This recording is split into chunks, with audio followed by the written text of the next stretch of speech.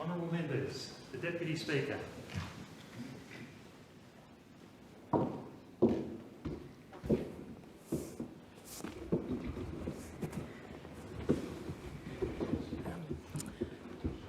Are there any constituency statements by honourable members? The member for Griffith. Thanks, Deputy Speaker.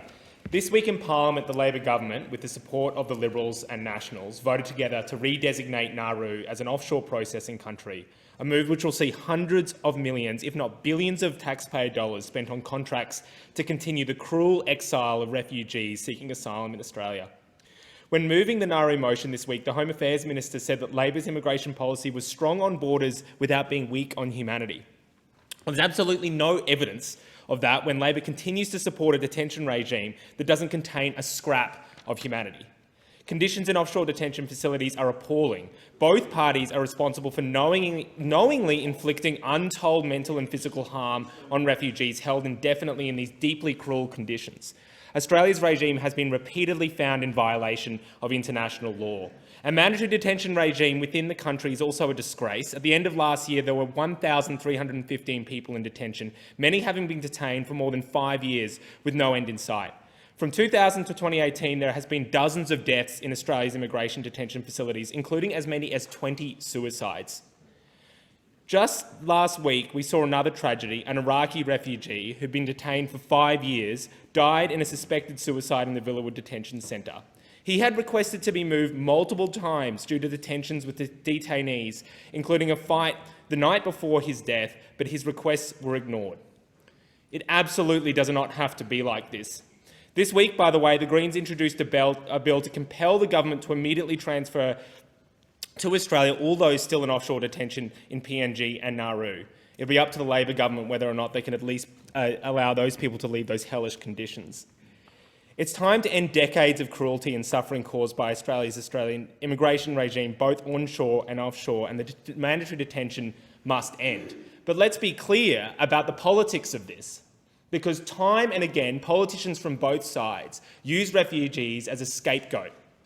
They decide to be cruel, impose cruelty and misery on desperate people, often fleeing conditions where our foreign policy has contributed to that, not to mention the invasion of Iraq and the massive foreign policy and international implications that had on refugees moving around the world. And instead of welcoming these people with open arms, this country is deliberately cruel to the point of pushing people to suicide, which is devastating. And rather than saying, in a wealthy country like this, regardless of the colour of your skin or the country you come from, we have enough wealth in this country to ensure that you live a good life. Rather than that, they say, no, we have to torture these people to the point of death. Now, why this happens is because if we were to tax those big corporations, if we were to take the enormous wealth in this country and use it to give everyone a good life, then we could afford that. But rather than taking on the rich and powerful, this Labor government continues to go after the weak. Expired. I call the Minister for Communications. Thank you, Madam Deputy Speaker. Access to reliable mobile services is not a nice-to-have, it is a necessity. Residents expect that when they move into a suburb, they're going to have electricity, roads and schools. And they also expect they'll have access to communications services, including mobile phone coverage. This time last year, some households and businesses in the Ponds, a suburb in my electorate of Greenway, struggled to access even a single bar of mobile reception. The mobile carriers had confirmed that this suburb had some of the worst quality metropolitan mobile coverage in Greater Sydney.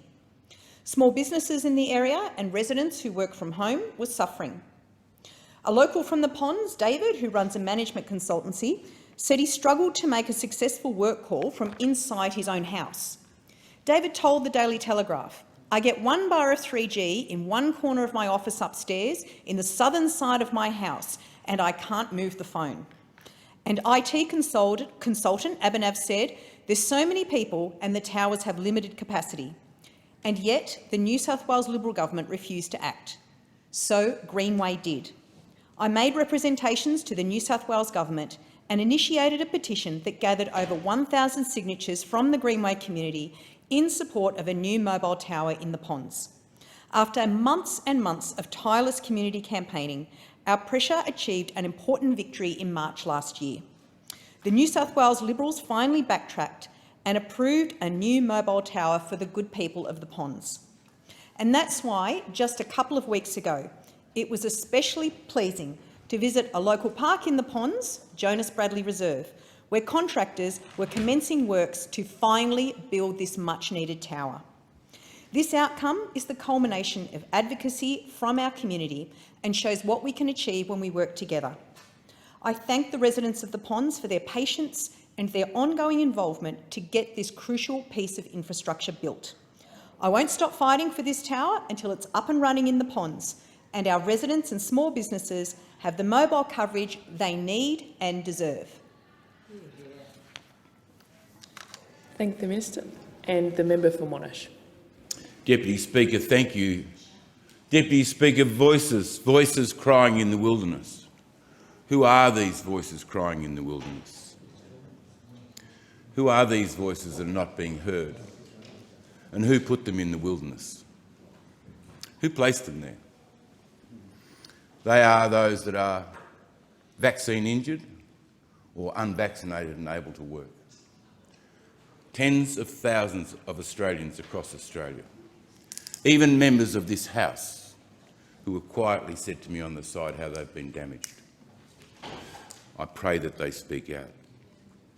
It didn't escape me yesterday that it was International Women's Day, United Nations International Women's Day, which was celebrated by this Parliament with a breakfast and an address by the Prime Minister. This unfolding health and social disaster is disproportionately affecting women, many of whom they are not believed. They are told they're anxious and they are told they are just hysterical. Such a massive untruth. So many people I've spoken to. Why so many women? Because they're the ones that worked in the mandated workforce. Why so many young men, young, fit men like Jacob, who I spoke to yesterday, disabled for the rest of his days, it feels for him at the moment. Many of the women, of course, are self-employed. So no income, no compensation and no justice. Then at the other end of the spectrum, there are people like Ben and Hayden in Perth, both tradies, semi-professional sportsmen whose lives have been utterly ruined. Ben is about to lose his house because he can no longer afford to pay the mortgage.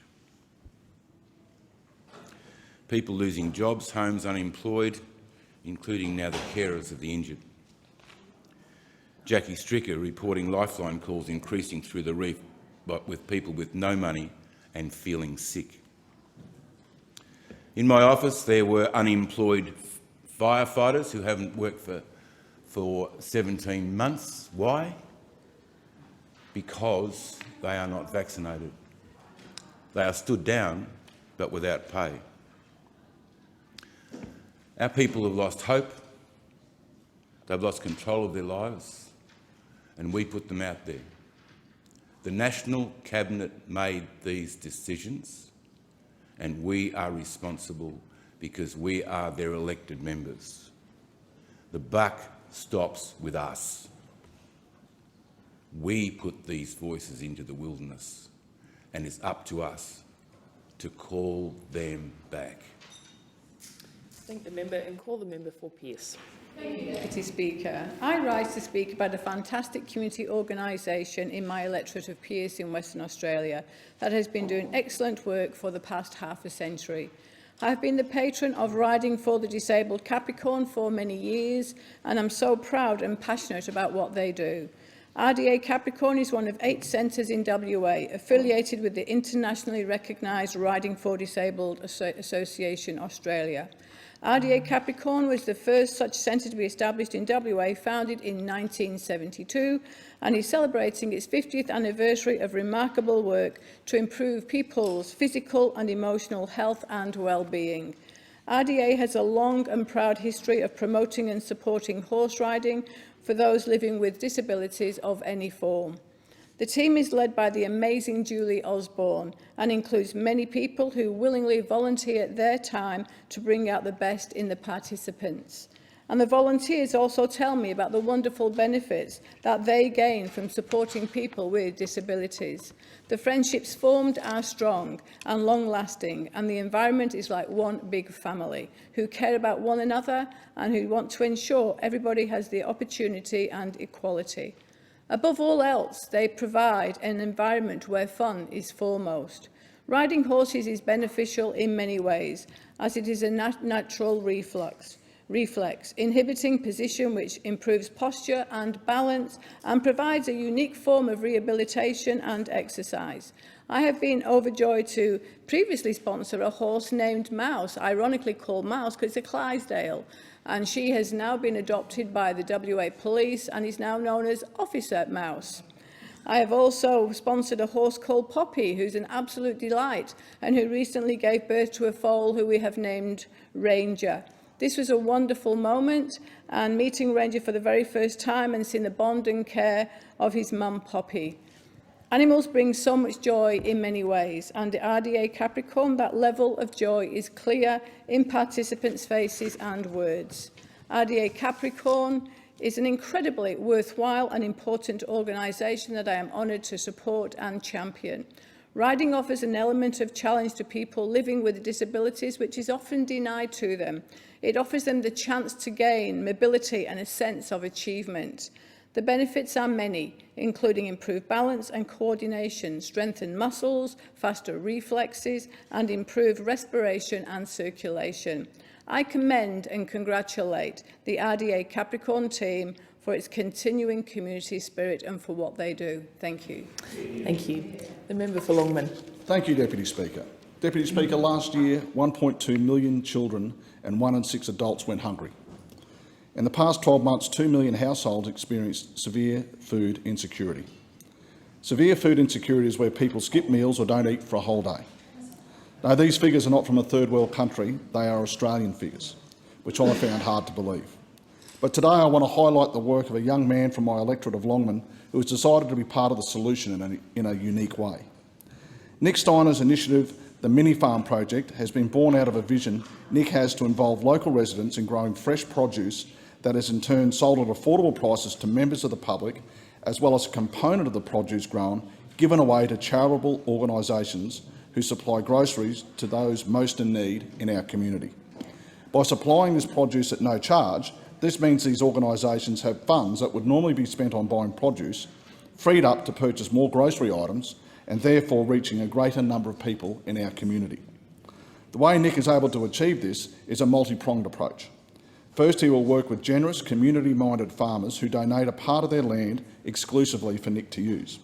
One of these such farms is Loverberry, owned by Mandy and Adrian Schultz, who have donated 2 acres of their farm located in Weemuran in my electorate of Longman for Nick to use. They are the latest farm to join the Mini Farm Project family, along with farms at Sanford, Loganlea and Coolum. Nick has then one paid employee, the farm manager. This farm manager is then supported by volunteers from the local community who work under the instruction of the farm manager. Nick then also involves the local businesses by appealing to their sense of community and asking them to sponsor a bet on the farm.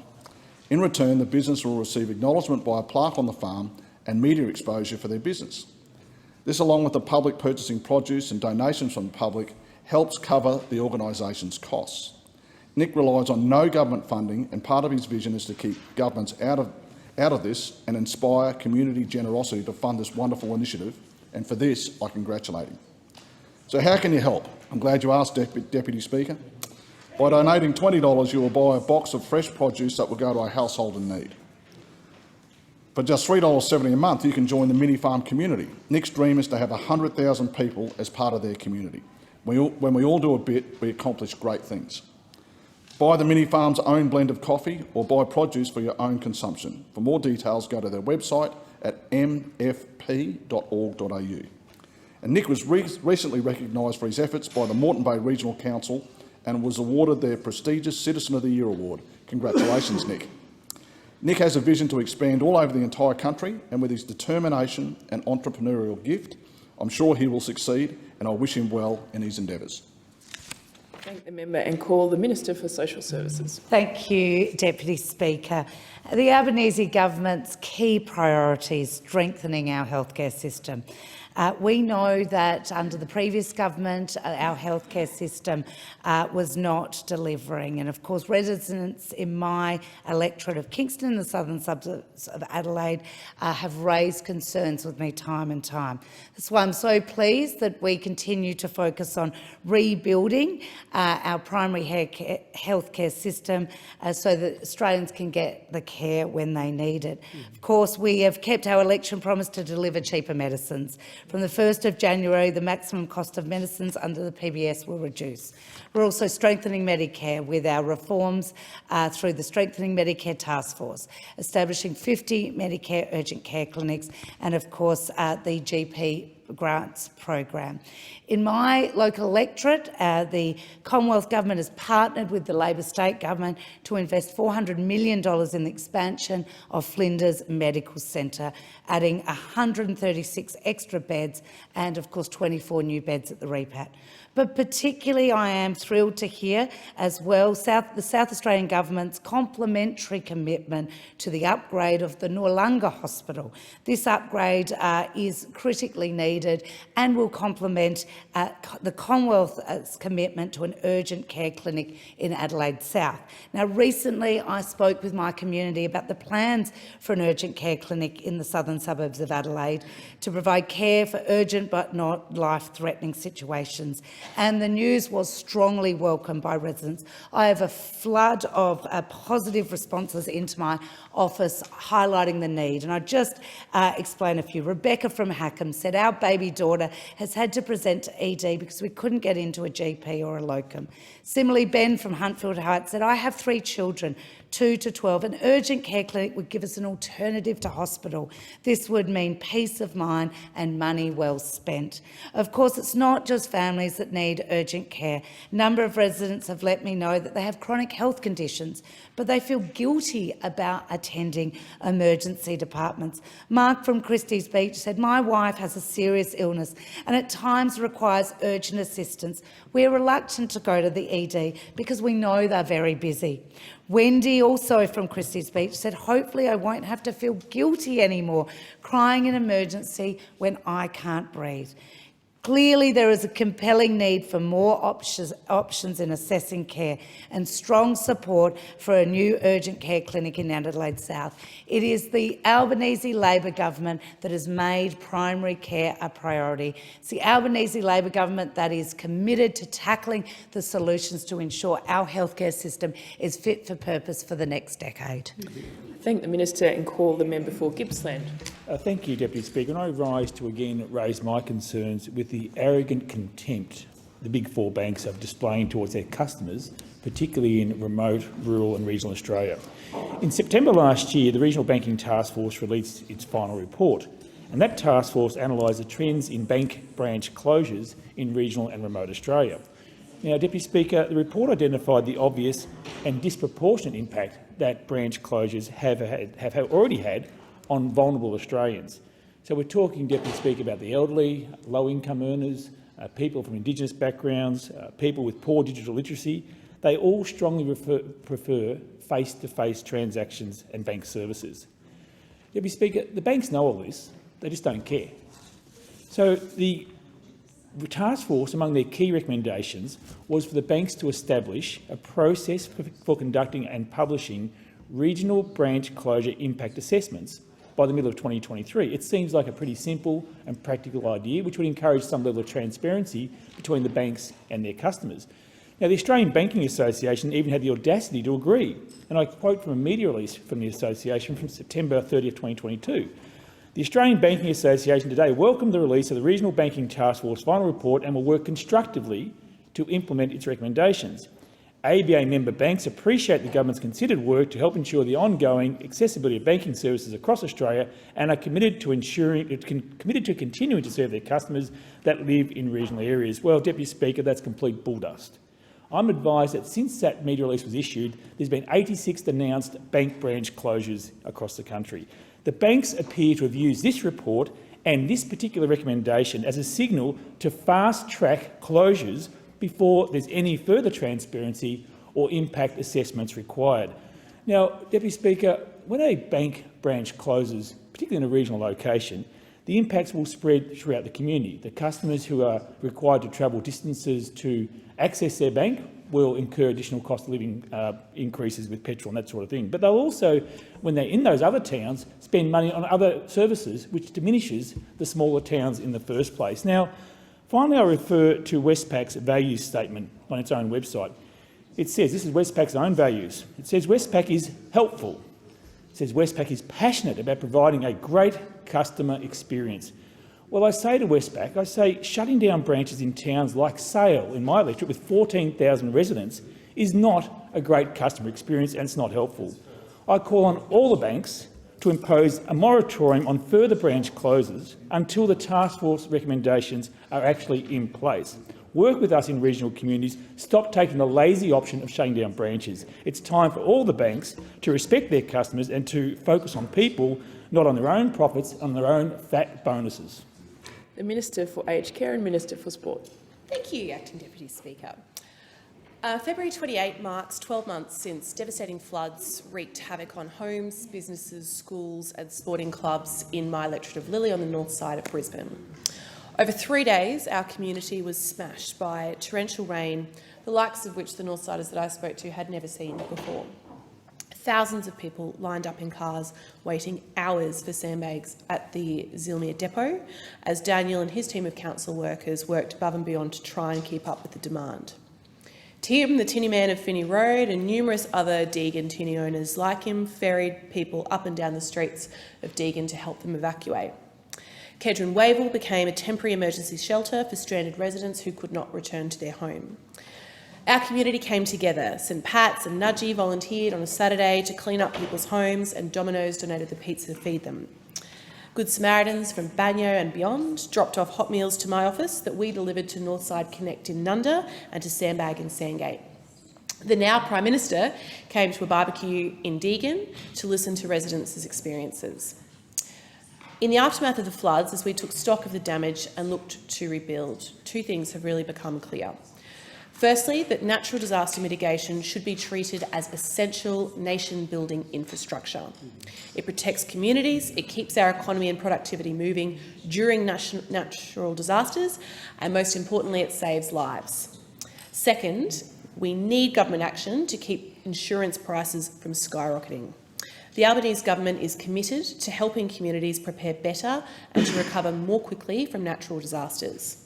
Our flagship Disaster Ready Fund, supported by the Insurance Council of Australia, the Red Cross and the Australian Local Government Association, will invest up to $200 million per year to help homes, businesses and communities resist floods, cyclones and bushfires. We have established the National Emergency Management Agency and announced an independent review into Australia's disaster funding system. The Albanese government is also working in partnership with the insurance sector, and we are delivering $22.6 million to work with the insurance sector to find ways to help Australians with rising insurance premiums.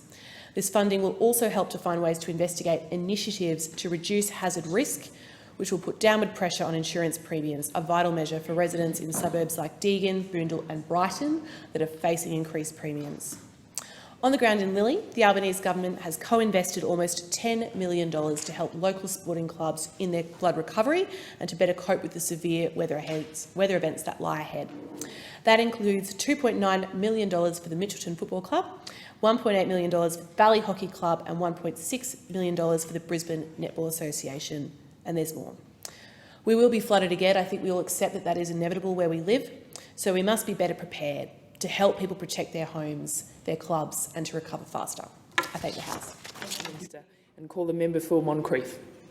Well, last week I attended the funeral of much-loved Gold Coast son Matthew Schneider, where over 2,000 people, Deputy Speaker, from his family, his church community and the Gold Coast community gathered at the Apostolic Church of Queensland in Hatton Vale to mourn his passing and celebrate his life achievements.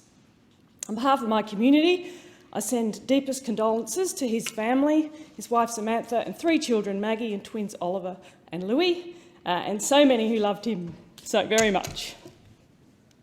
I'd like to honour his life today by outlining his legacy. Matthew was a lion of a man with a big heart, and he lived by the words, "Be kind but be fierce," which he lived until the very end. Matthew was a passionate town planner. He joined Urbis in 2016 and led the Urbis Gold Coast office, highly respected in his field as a visionary.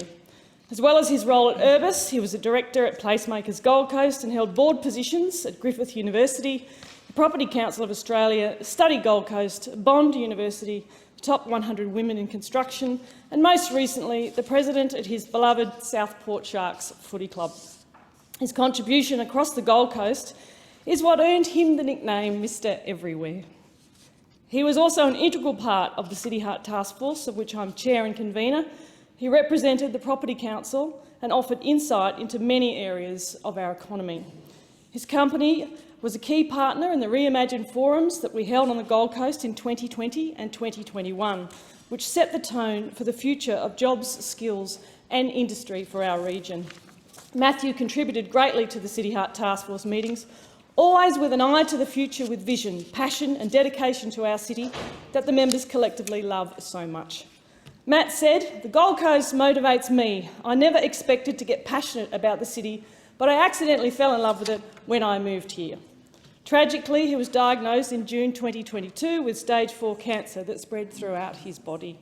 Yet, in the face of adversity, his positivity shone through, and I've never before witnessed such fierce bravery, grace and dignity from one so young up against such adversity in the months leading to his passing.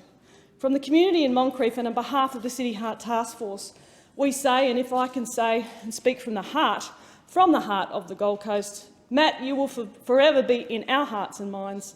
You were taken too soon at just 39. We honour your journey and your family. Your legacy will live on across our city for generations to come. Rest in peace, our very special friend Matty Schneider, 10 October 1983 to 27 January 2023. I thank the member. I call the member for Robertson. Recently, I became aware of a rising sporting star from the Central Coast named Ryan Kesby. Ryan has been dealt a few challenges in his early life, however, has not allowed this to alter his trajectory. When Ryan was a child, he exhibited signs of strong athletic capabilities, and pretty soon it became evident that he was developing sporting skills beyond his age. In primary school, Ryan struggled academically and was challenged with his learning. He experienced difficulties with friendship groups and unfortunately was subjected to bullying. Ryan didn't let this get to him and he decided to throw himself into sport. He took a liking to trampolining and was very soon identified as talent and was asked to compete in the New South Wales team. However, luck was not on his side. Deputy Speaker, he had a broken arm a few weeks before the opportunity was missed. And this did not deter Ryan though. In 2015, Ryan's world was changed when he first ran onto the field to play AFL. Soon he was selected to represent the Central Coast. He did this from 2015 to 2021, 6 years, and that's quite an impressive span of representative sporting achievements.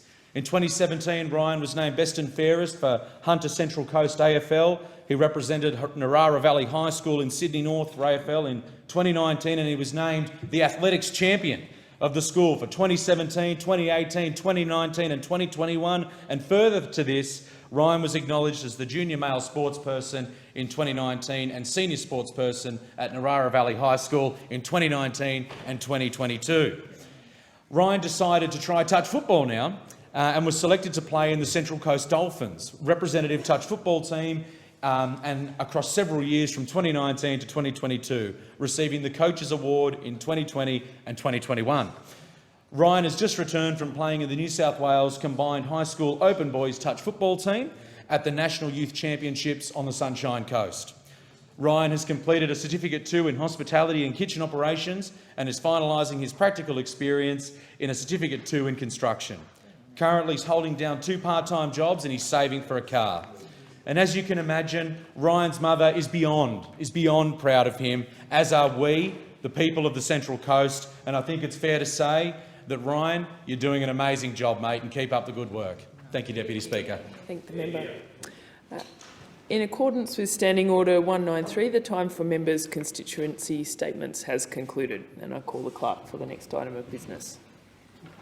Government business, order of the day number 1, anniversary of the National Apology to Survivors and Victims of Institutional Child Sex Abuse, resumption of debate. The question is that the motion be agreed to. And I call the member for Macquarie. I ask leave of the Federation Chamber to move that further proceedings be conducted in the House. Is leave granted?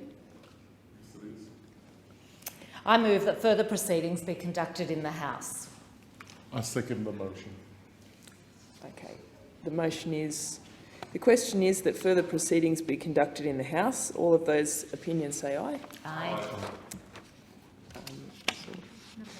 Okay. Oh, the ayes have it. So what are we on to now? I call the clerk.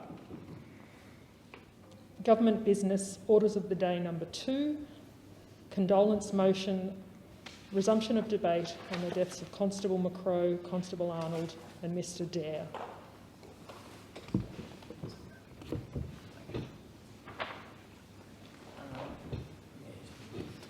Okay, the question is that the motion be agreed to. And I call the member for... Okay. Oh, so I have to stand. Okay. I understand it is the wish of honourable members to signify at this stage their respect and sympathy by rising in their places, and I ask all present to do so.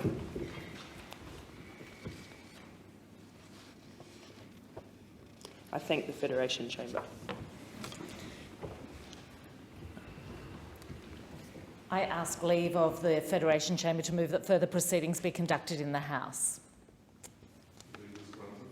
Is leave granted? Yeah. I move that further proceedings be conducted in the House. I second the motion. The question is that further proceedings be conducted in the House. All of that opinion say aye. Aye. The ayes have it. And I call the clerk. Government business, order of the day number 3, set the standard report, resumption of debate. The question is that the motion be agreed to. And I call the Deputy Speaker. And thank you very much, Deputy Speaker. As the Chair of the Joint Select Committee on Parliamentary Standards, I am beyond delighted to speak to the Prime Minister's motion that this House endorse the committee's draft behaviour standards and codes for parliamentarians, for parliamentarian staff and for Commonwealth parliamentary workplaces. Well, yesterday marked 1 year since the Parliament acknowledged the Set the Standard report by the Sex Discrimination Commissioner, Kate Jenkins. The revelations of sexual harassment, bullying, sexual assault that have been made clear through almost 1,800 submissions to the report were shocking. The Australian people rightly called for change, and the government has been working across the parliament to implement the Commissioner's 28 recommendations and to deliver a more safe and more respectful parliamentary workplace. The parliament has already established the Parliamentary Workplace Support Service to provide trauma-informed and confidential support across the parliament. We've changed the standing orders to make sitting days more family-friendly and provided new training programs for parliamentarians and staff to build greater awareness and understanding of inclusion, diversity and respect. And we've released the MOPS Act review and agreed in principle to all 15 of its recommendations. One of Jenkins' central recommendations was to introduce codes of conduct for parliamentarians, for parliamentarian staff and for all Commonwealth parliamentary workplaces. These codes were developed by a multi-party Joint Select Committee on Parliamentary Standards that I chaired. I do want to take a moment to thank all of the members on that committee, Deputy Chair, for their diligence, for their consultation, their hard work, and it must be said at the end, determination to get this done. I'm honoured to be joined by one of those committee members today, the member for Lalor. I also want to acknowledge the member for Bean and Caldwell, who helped enormously in this committee process, the member for North Sydney and the member for Forest. They were our House members on the Select Committee, and I was joined by very able Deputy Chair and Senator the Honourable Maurice Payne in the other House, along with Senator Claire Chandler, Senator Marine Faruqi and Senator Deb O'Neill. And I know that it was an unusual process for a parliamentary committee to be asked to, in fact, draft. You know, there was a big body of work to be done, and we were to draft and develop some codes of conduct.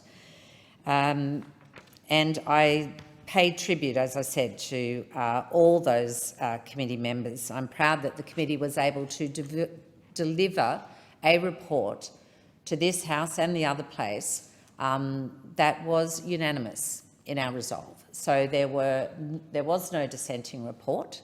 There were no additional comments. It was a tough process reaching consensus, but that is what is required, and indeed, I would argue it's what is expected of us from the majority of Australian citizens. And this is testament to the collaborative work of the committee members. But I also want to just take a moment to thank everybody who made submissions, who spoke at the hearing, who undertook the survey that we had out there, who participated in confidential roundtable discussions. You know, the committee was determined to ensure that we had multiple ways in which we would be able to engage with staff, with public servants, with politicians, members of the press gallery, whatever. You know, there are so many different people who work and engage in Commonwealth workplaces across the country. But the codes of conduct that we've landed on and recommended to this House and the Senate really set out some very clear guidelines as to how we must behave towards each other, with a focus on respectful behaviour, encouraging diverse perspectives, in recognising the power and influence that we each have, and ensuring that that is not abused. They also set out some clear expectations of upholding laws that support safe and respectful workplaces, and those laws are in, you know, we have laws in Australia including matters regarding bullying, harassment and sexual harassment or assault and discrimination in any form. We have existing laws. These behaviour standards remind us that this behaviour will not be tolerated, condoned or ignored. The committee also put forward recommendations that guidance material and training accompany these new codes. And we know how important that is, because what the parliament is seeking to do is not just to set guidelines about how we should behave respectfully towards each other, but we are trying to drive a much longer-term project here around cultural change. That is the hardest work of all. Honestly, as challenging as it was in drafting codes of conduct, that is the easy part. We've got a big job around education and the guidance materials that need to follow here so that people understand very clearly what is being asked of us. But the really big change is cultural change, and that's what will deliver really long-term and meaningful change in not just this place but all of our workplaces that are recognised as Commonwealth parliamentary workplaces across Australia. I can't tell you how many times that witnesses said these codes of conduct would be not worth the paper they were written on if there wasn't also a strong enforcement regime to accompany them. And so the motion before the House really flags the need for that. We are being asked to endorse a set of codes now but pending the formation of what will be an independent body. The Sex Discrimination Commission called that an Independent Parliamentary Standards Commission. Our committee is very happy with that title. Well, that'll be a matter for, indeed, the Parliament. And it will be that commission that will need to determine how guidance is given on the codes, what the complaint mechanisms will look like, and how breaches will be dealt with. There is, for those people who are interested and wondering what that might even look like, there is some very clear guidance provided by the Sex Discrimination Commissioner in her report. Our committee was satisfied that there should be a suite of options available and that they be far-ranging and commensurate with the level of seriousness of a breach.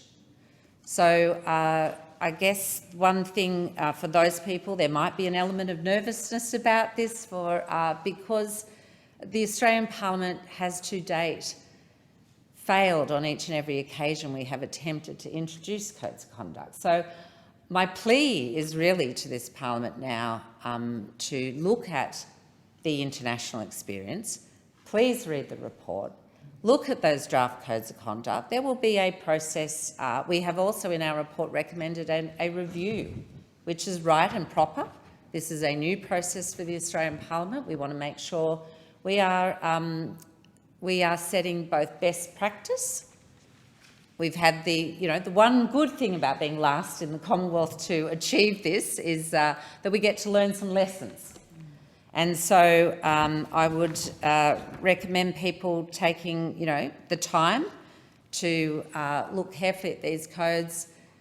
It is, as I said, this Parliament has for too long sought to address this issue. It is almost half a century since we first debated the need for codes of conduct in this Parliament. We scribbled it in 1975. We scribbled it again in 1993, 2008, 2011, 2012. Let's not allow the 47th Parliament to join that list of failures. Let's not allow it. We owe it to the Australian people. We owe it to everyone who shared their stories of pain and trauma.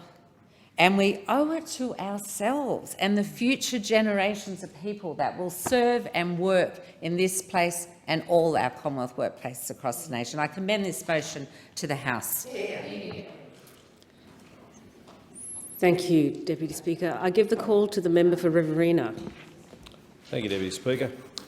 I have given more than 1,000 speeches in this place, both in the House of Representatives and the Federation Chamber, which was previously under a different title, the main committee chamber.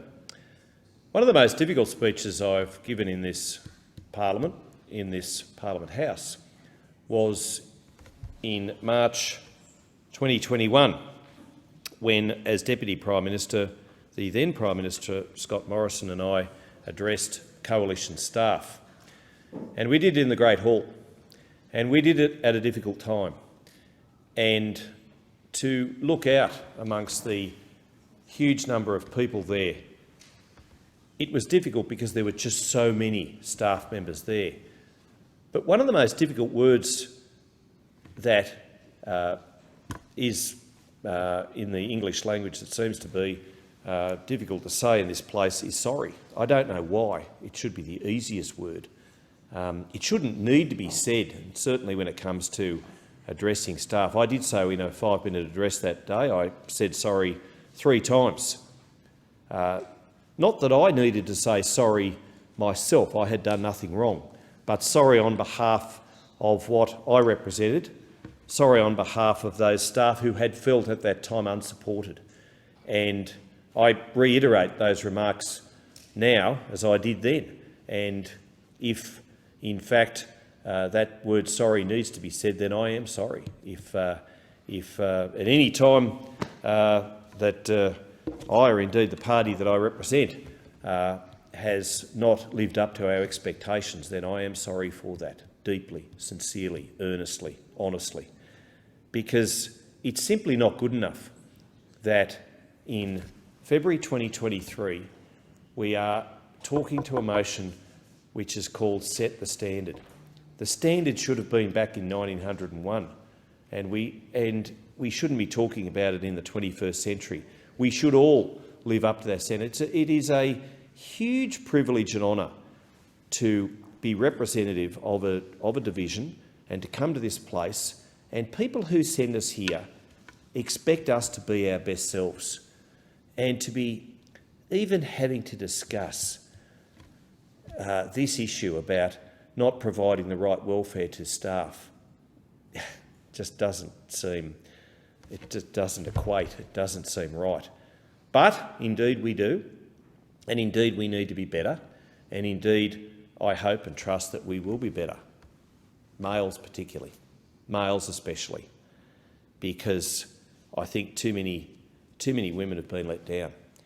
And I know I've employed any number of females over the years, and certainly in this position, in this role, and particularly for those younger females, I've made it my business to call their parents to say, I want you to know that I will treat your daughter as I treat my own daughter, Georgina.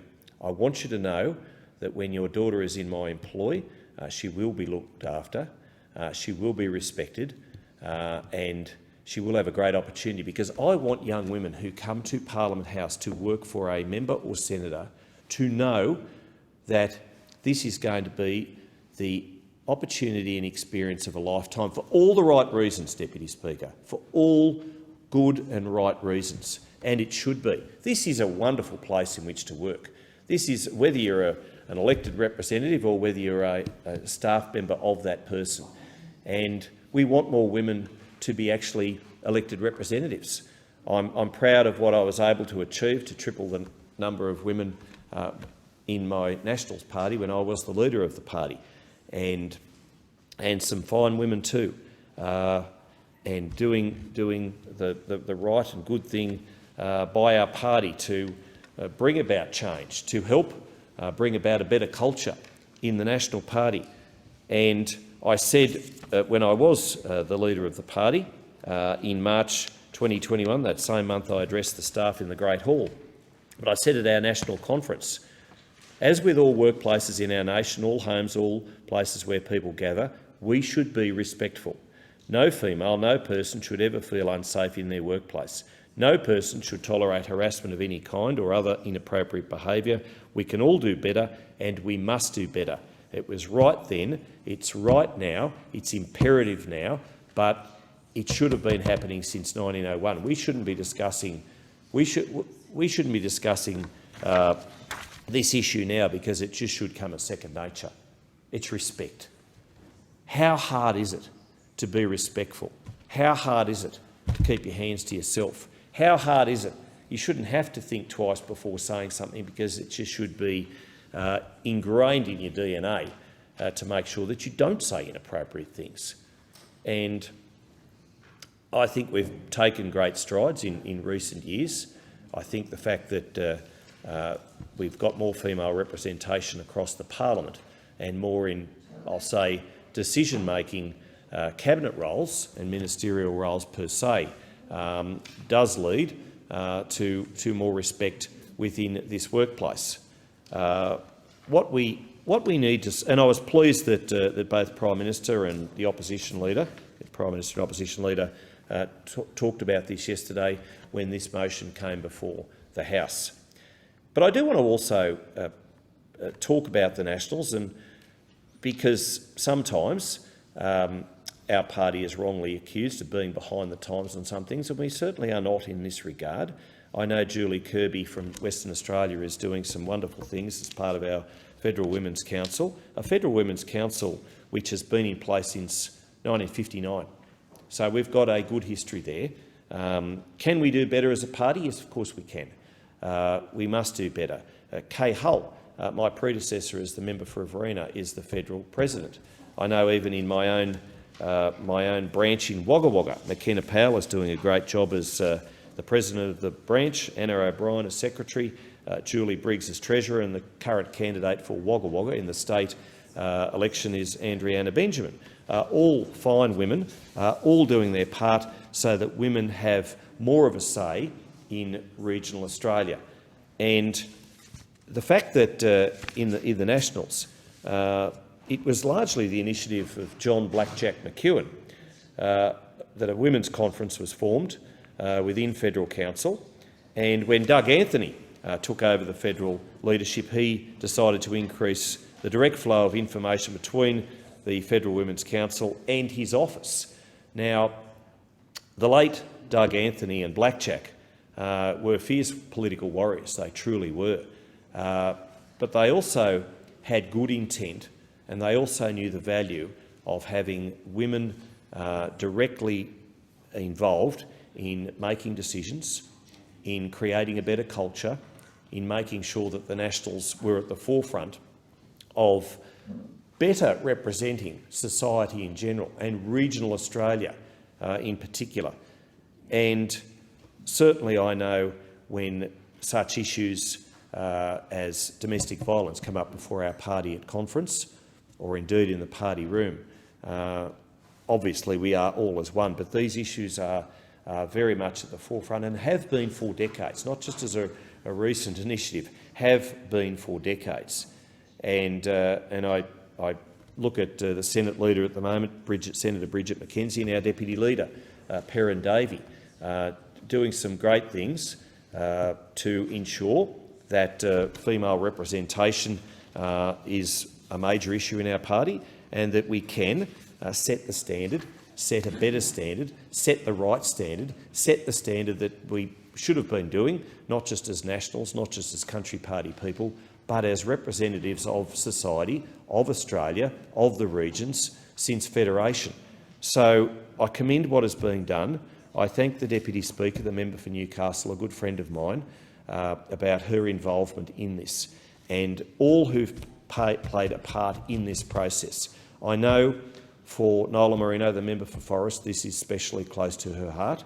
I've been very, very close to Nola since I entered this place in 2010, and I know how concerned she has been at the fact that there have been accusations flying left, right and centre about the fact that we need to improve ourselves. Indeed we do, and as men in this place, we can, we must and we will do better. And I finish as I started.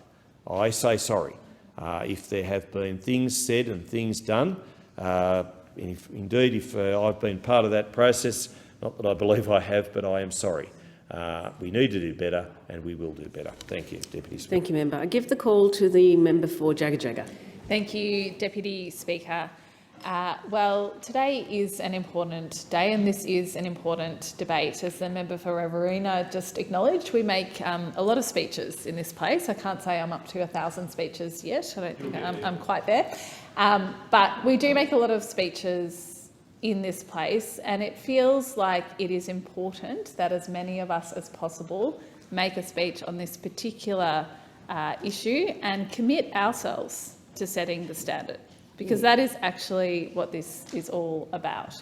It is about all of us in this place saying that enough is enough, recognising that the work has been done on how this can be a better workplace for us as members, for our staff, and for all the people who come into contact with this parliament. Because of course we should be the ones who set the standard. It is unacceptable that we have been the workplace in Australia that has lagged behind, that somehow we have thought being a different workplace, which I absolutely acknowledge this place is, means that we can be a workplace that has lower standards. That is absolutely not what being the Parliament of Australia should be. We are the place that does set the standard for so many things across our country. We must also set the standard for ourselves. So today what we are doing is making it clear to everyone in this place and in our country that the behaviour that we have seen that has been tolerated here will not be tolerated in the future. That matters will not be swept under the carpet, that we will no longer say that that's a political thing and so we can't actually deal with that. It won't be ignored, it won't be managed. as some people have said they felt when they brought complaints forward in the past. These issues will be dealt with. It's a year now since the Parliament acknowledged the Set the Standard report by the Sex Discrimination Commissioner, Kate Jenkins. And I've thanked the Commissioner for her work before, but once again I want to acknowledge what an important report that was. That report found that the experiences of many staffers and others in this place was of a workplace that was often toxic and harmful. It found that there needed to be long-term cultural change in how our parliamentary workplace operates, and immediate reform was needed.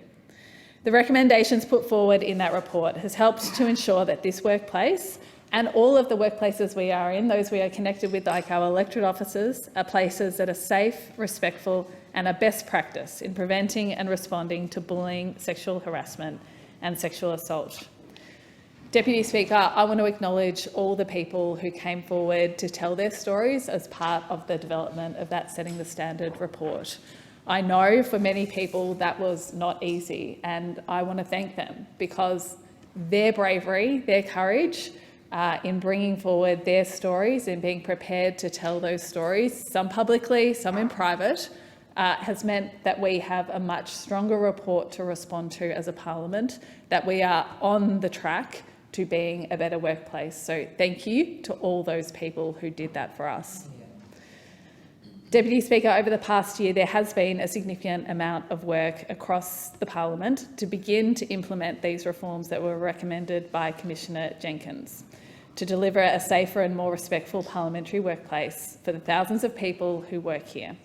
And I do acknowledge and thank my colleagues who've been part of the committee working to develop the standards for this place.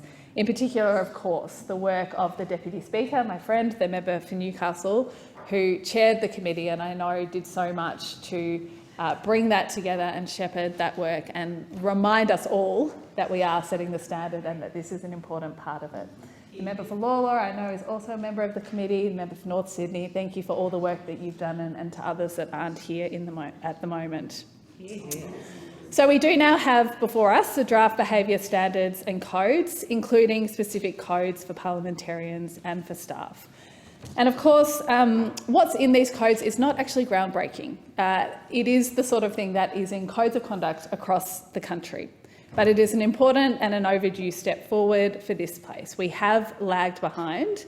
We can now catch up, become a model workplace, and in fact, we can work towards being an exemplar, to being a workplace that people look to for a standard.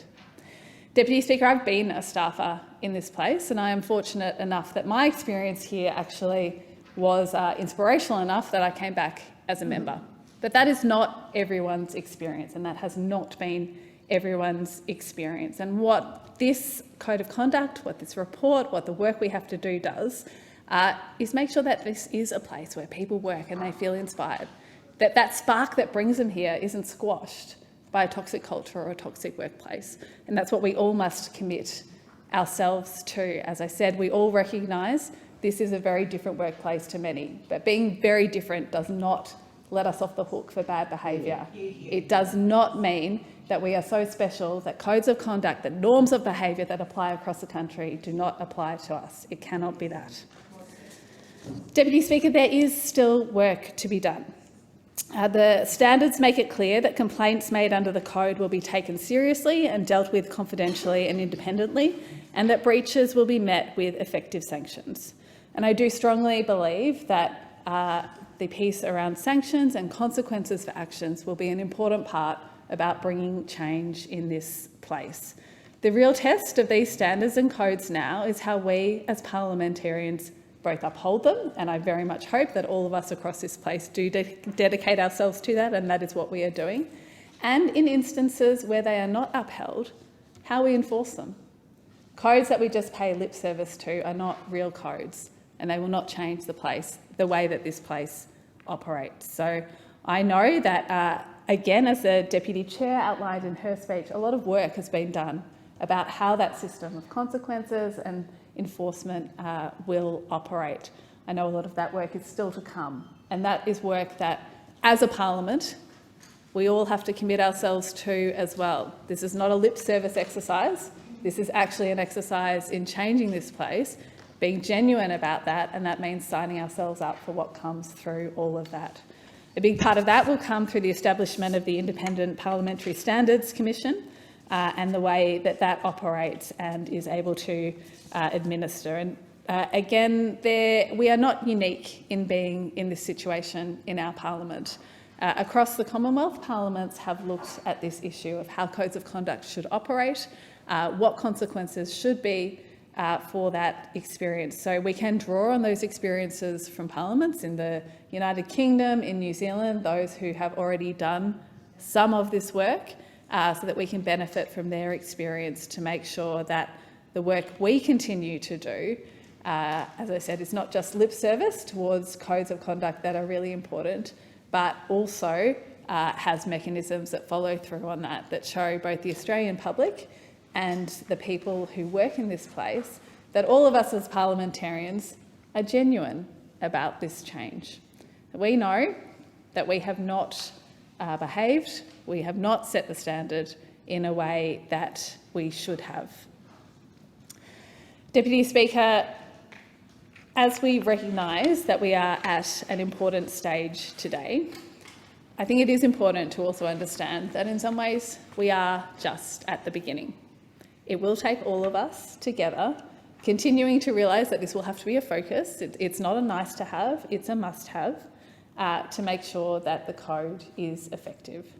The work to establish the code has been done, and I've been really pleased yesterday in the House, here today in the Federation Chamber, to hear so many members dedicate themselves to upholding the code, and on behalf of the political parties and movements they represent, also dedicating those wider movements towards the codes. We do now, as I said, need to put in place the structures that will ensure that when breaches do occur, those breaches are dealt with appropriately.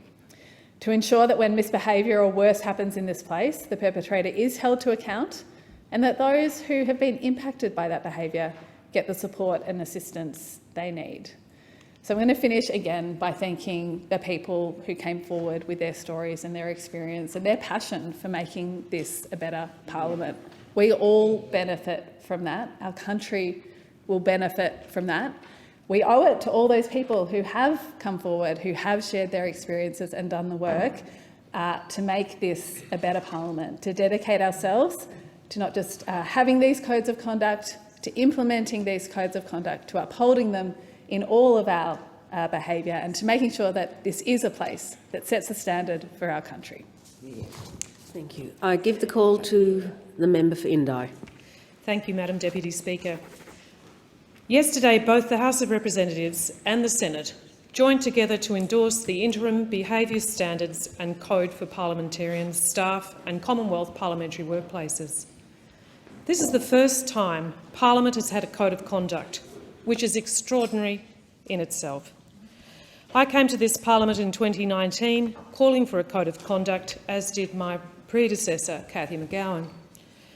From hospitals to university departments, I've worked in many, many workplaces in my career where codes of conduct offset the risk of power imbalances and harmful workplace environments from forming, and this workplace should be no exception. And members across both chambers have had similar experiences in their own workplaces before they came here. And as a person who believes in the power of consensus, this was a landmark moment for our Parliament, and we shouldn't underestimate that. As one, with one voice, we recognise that we must do better. The public holds us to the highest standards of conduct, and so should we. The Set the Standard report found that an unacceptably high rate of people, particularly women, in Commonwealth parliamentary workplaces experienced bullying, sexual harassment, or actual or attempted sexual assault whilst at work. We've all seen the grave impacts of this. I certainly have. I sat down with brilliant people, full of potential, who came here to contribute to their country and who are now dealing with the consequences of a culture which disbelieved and sidelined them when they tried to speak up about that abuse. I thank those people, and I thank the many people who came forward subsequent to the bravery that really sparked us getting to work on this. It shouldn't have taken that, but it did, and we must now honour that bravery. As an MP with a young and mostly female staff, I do not want them to feel threatened in their workplace. As an MP who hosts volunteers from my electorate in Parliament every single sitting week, I want their time here to be the catalysing moment that shapes their lives, not one that casts a long shadow. Since the Set the Standard report was published, I've used my voice to demand the implementation of all recommendations. The government has accepted this, yet only 6 have been implemented in the year since it was tabled, and we need to pick up the pace. We can't afford for change to be slow. While endorsing the behaviour standards and code was an important step for progress, it's nowhere near enough. The question now is how these standards will be enforced and what penalties will apply when they're transgressed. And while I believe that people in this place do want to lead by example, we need to have real penalties for conduct which have severe consequences. The Set the Standard report called for an independent Parliamentary Standards Commission to enforce the Code of Conduct. The report specifically recommended that the Commission be empowered to investigate and make findings of fact about alleged breaches of the Code of Conduct and make recommendations for sanctions. And these powers reflect my call in 2020 with the Commonwealth Parliamentary Standards Bill, which included a Code of Conduct and I was pleased to introduce as a private member's bill. It called for a commissioner who could assess, investigate, resolve or refer serious alleged breaches of the new Code of Conduct. And I was really pleased to share detailed information with the Jenkins Review about that proposal and indeed with the committee. And again, I thank them for listening. I thank them for their work. The Prime Minister said that the Independent Parliamentary Standards Commission will be established later this year. It's good, it's very good that this is a priority, and it needs to have serious powers so it can deliver on that important role. For instance, this Commission should have the same powers of the Auditor-General to conduct investigations with appropriate safeguards to protect the rights of people under investigation. And like I did with the establishment of the National Anti-Corruption Commission, I really look forward to working with this government to make sure that the oversight body meets the standards of the Australian people and that bad behaviour is never again swept under the rug. Our position as elected officials should never trump the safety of the people who come to work in this place. In closing, Madam Deputy Speaker, I want to thank all the members of the Joint Select Committee on the Parliamentary Standards, led so well by the member for Newcastle. These members worked hard to produce the interim behaviour standards and code, and I want to particularly thank my colleague here, the member for North Sydney, who outside of this place campaigned for a binding code of conduct to address bad behaviour and has followed through with passion and commitment now as a Member of Parliament. Thank you. Now, colleagues, it's across to us. We owe it to the Australian public to lead and to deliver the cultural and systemic change to make this a safe and respectful workplace. I give the call to the member for Lawler. Why, thank you, Deputy Speaker, and it's terrific to see you sitting in that chair. I rise to endorse the interim Code of Conduct. I rise to speak as a member of the Parliamentary Standards Joint Committee that developed and worked particularly hard to consult, to listen, to think, to work together, to share our experience, to bring together the interim stands and codes in a way that was thoughtful about the places we work, the people we work with and for, and the people that we represent. Respect at work is something we've heard a lot about. I spent nearly 3 decades working in schools. The first 10 years of that work in schools was in a classroom, not in leadership of adults or grown-ups, as we call them in schools. There were always debates about student behaviour. They will dominate a school if they're not dealt with appropriately. So I've been involved in many many cultural change moments, if you like, planned cultural change moments where school communities would come together to agree on a set of values, to agree on a code of behaviour, to agree on non-negotiables in that community. And that is what we are doing here. That is all we are doing here. We are putting before our colleagues and pleased that they are affirming what we have put down on paper to be really the summation of what does respect look like. That's what this document is. Now, I've done enough change management, I've been involved in enough of these situations to know, and from my classroom days to leading in a school as a principal, to know that human behaviour is not lineal, it is not singular. Every one of us has different motivations, different drives. Some young people need high expectations and they will do whatever it takes to meet the expectations of someone that they respect. Some young people need clear guidelines.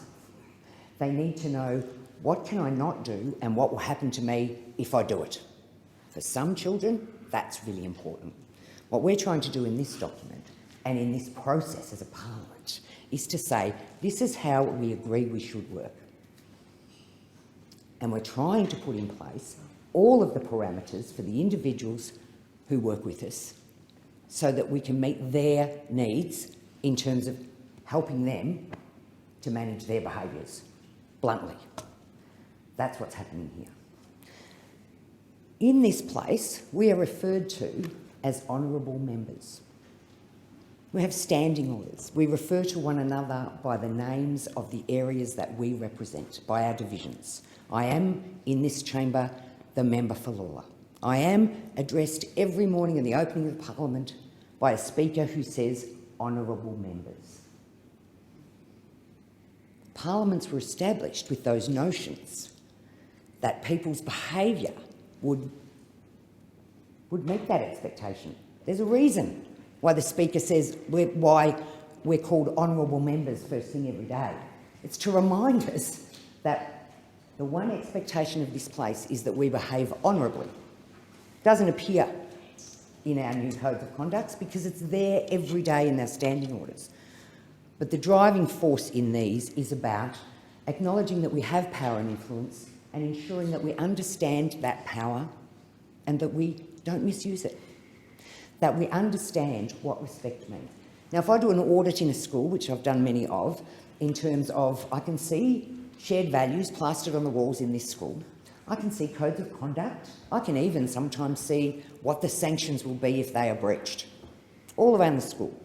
To test whether those are alive, to test whether they're being lived, not just words on a page, I would ask a child, so can you tell me what respect looks like? That's what we do. Can you tell me what respect looks like? And you know, the best answer to that question I've ever had was from a primary school child who said, it's about knowing how to say someone's name properly. And it went to the very core of me, that a child could understand that identity is critical to feeling dignity. The child can't articulate that, but this child could say to me, respect is about knowing how to say people's names properly. Now, obviously, I'm from a very multicultural community and the school I'm talking about will have variations on a theme in terms of pronunciations of names. But it touched me because as a teacher, that was always really important to me. And it was important to me because I found a student in my classroom who, when it came to year 12, when it came to going to register for the exams, their name did not exist. Because they had been told on entering a school, in their entry interview, that they should adopt themselves an Anglo name that would be easy for people to say. That is about identity, and that is about dignity, and that is about respect. And it stayed with me forever. So in my classroom, I'm not particularly good at pronunciation. I am a single language speaker. So lots of ways of making sounds are eliminated in me by the time I started school. So it's a struggle. I can't roll my R's very well. I have to really concentrate. So it's always been important for me in my classroom to ensure that I am saying someone's name the way they choose to say it. That's what respect is. That's all this is about. And we're hearing a lot about the acceptance here or the fact that bad behaviours have been tolerated.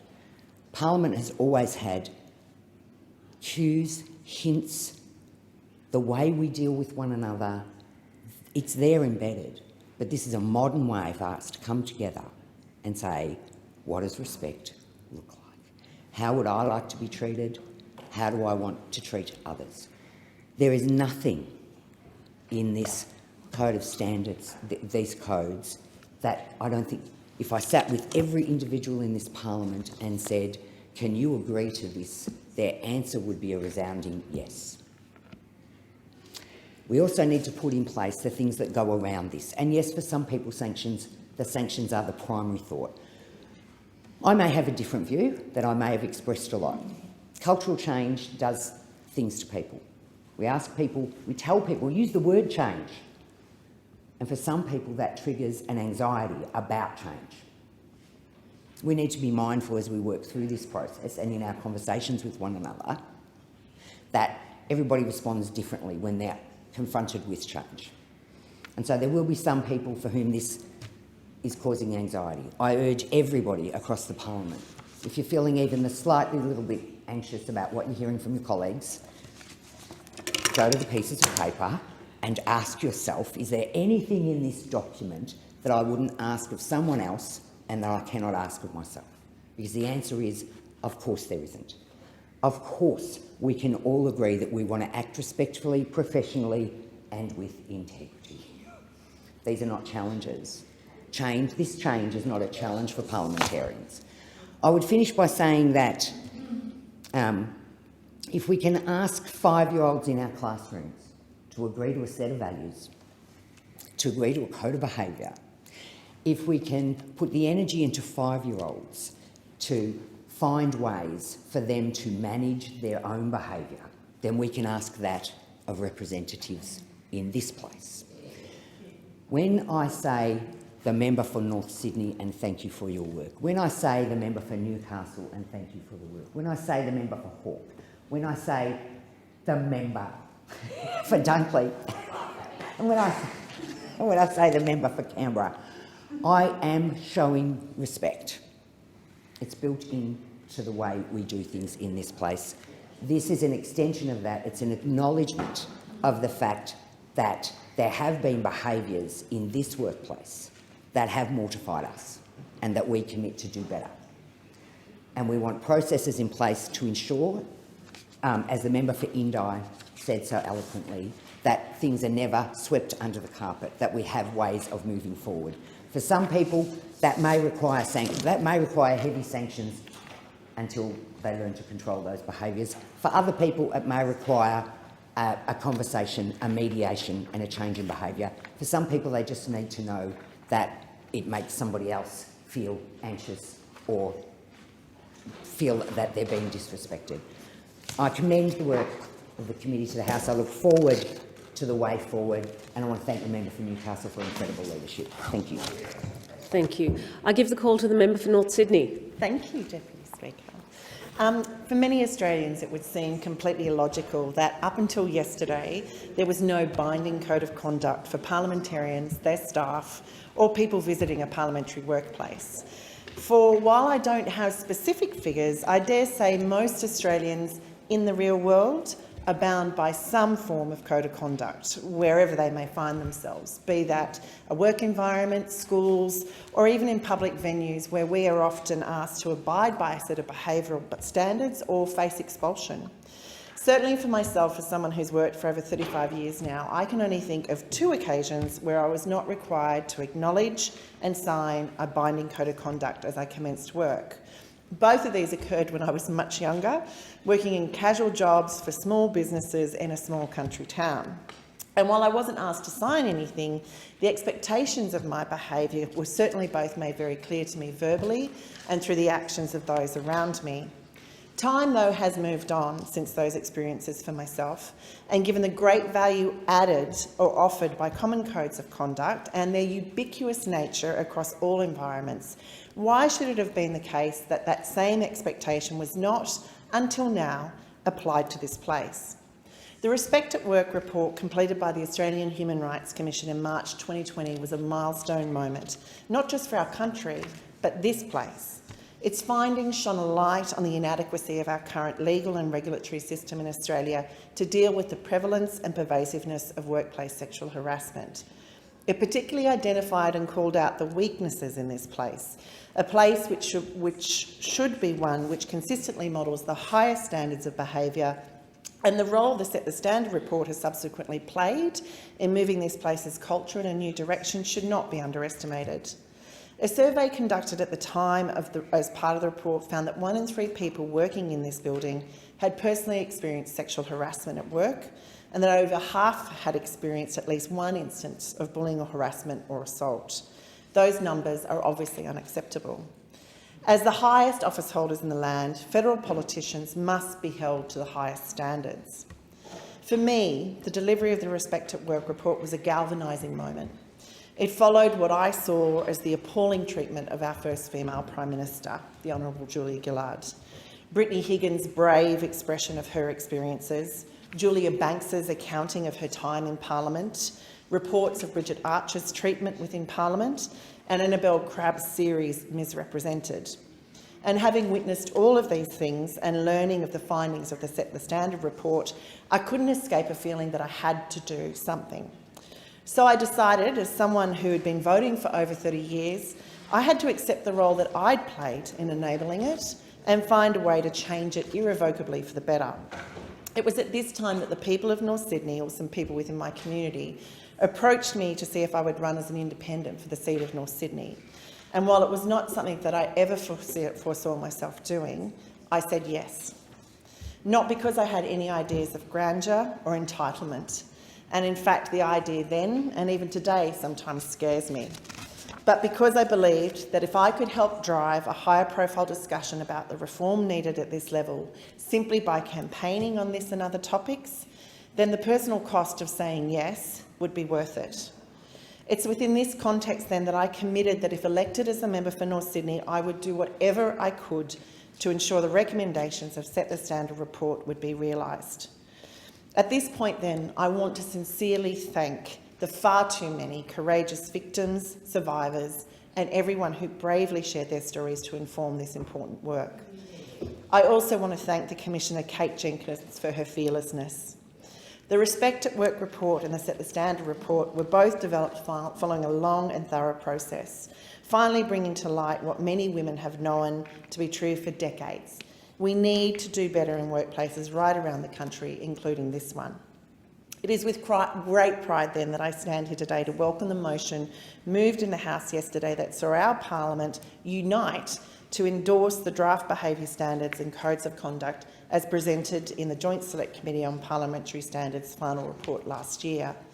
I had the privilege of being part of that committee, and I would like to especially thank our Chair, Deputy Speaker and Member for Newcastle, Ms Sharon Clayton, our Deputy Chair, Senator Maurice Payne, and all of my committee colleagues, including the Member for Lalor, Ms Joan Ryan, who was recently in the chamber this morning, for their time, dedication and fierce advocacy. Working together, this committee developed behaviour standards which set clear expectations of upholding laws that support safe and respectful workplaces, including laws regarding bullying, harassment, sexual harassment or assault and discrimination in any form. But merely obeying the law is not going to be good enough. The committee set clear guidelines which focus on respectful behaviour, encouraging diverse perspectives and recognising the power and influence we have, ensuring not to abuse it.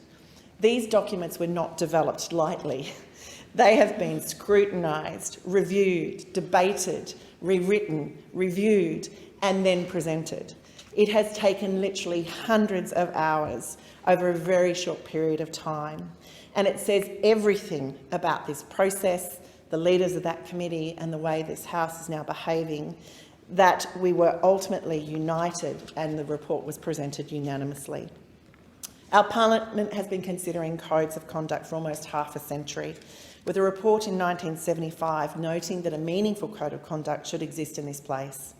And since then, many members in this place have tried, but they have failed. At the last election, people made it clear that they expect and demand a higher standard of conduct from their MPs. And as a member of the committee which developed the draft code of conduct, I'm proud to say we have now finally delivered. With over 4,000 people working in the Parliament House on any given sitting day and thousands more working in the country across electoral offices, all the people in Commonwealth parliamentary workplaces must be safe. It was the courage of Brittany Higgins and many before her that resulted in the Jenkins Review, whose recommendations led to the Parliamentary Leadership Task Force and the Parliamentary Joint Select Committee on Parliamentary Standards. Yesterday's announcement in Parliament that the draft Code of Conduct prepared by the committee will be endorsed and adopted is a win for all those who want to see politics done differently.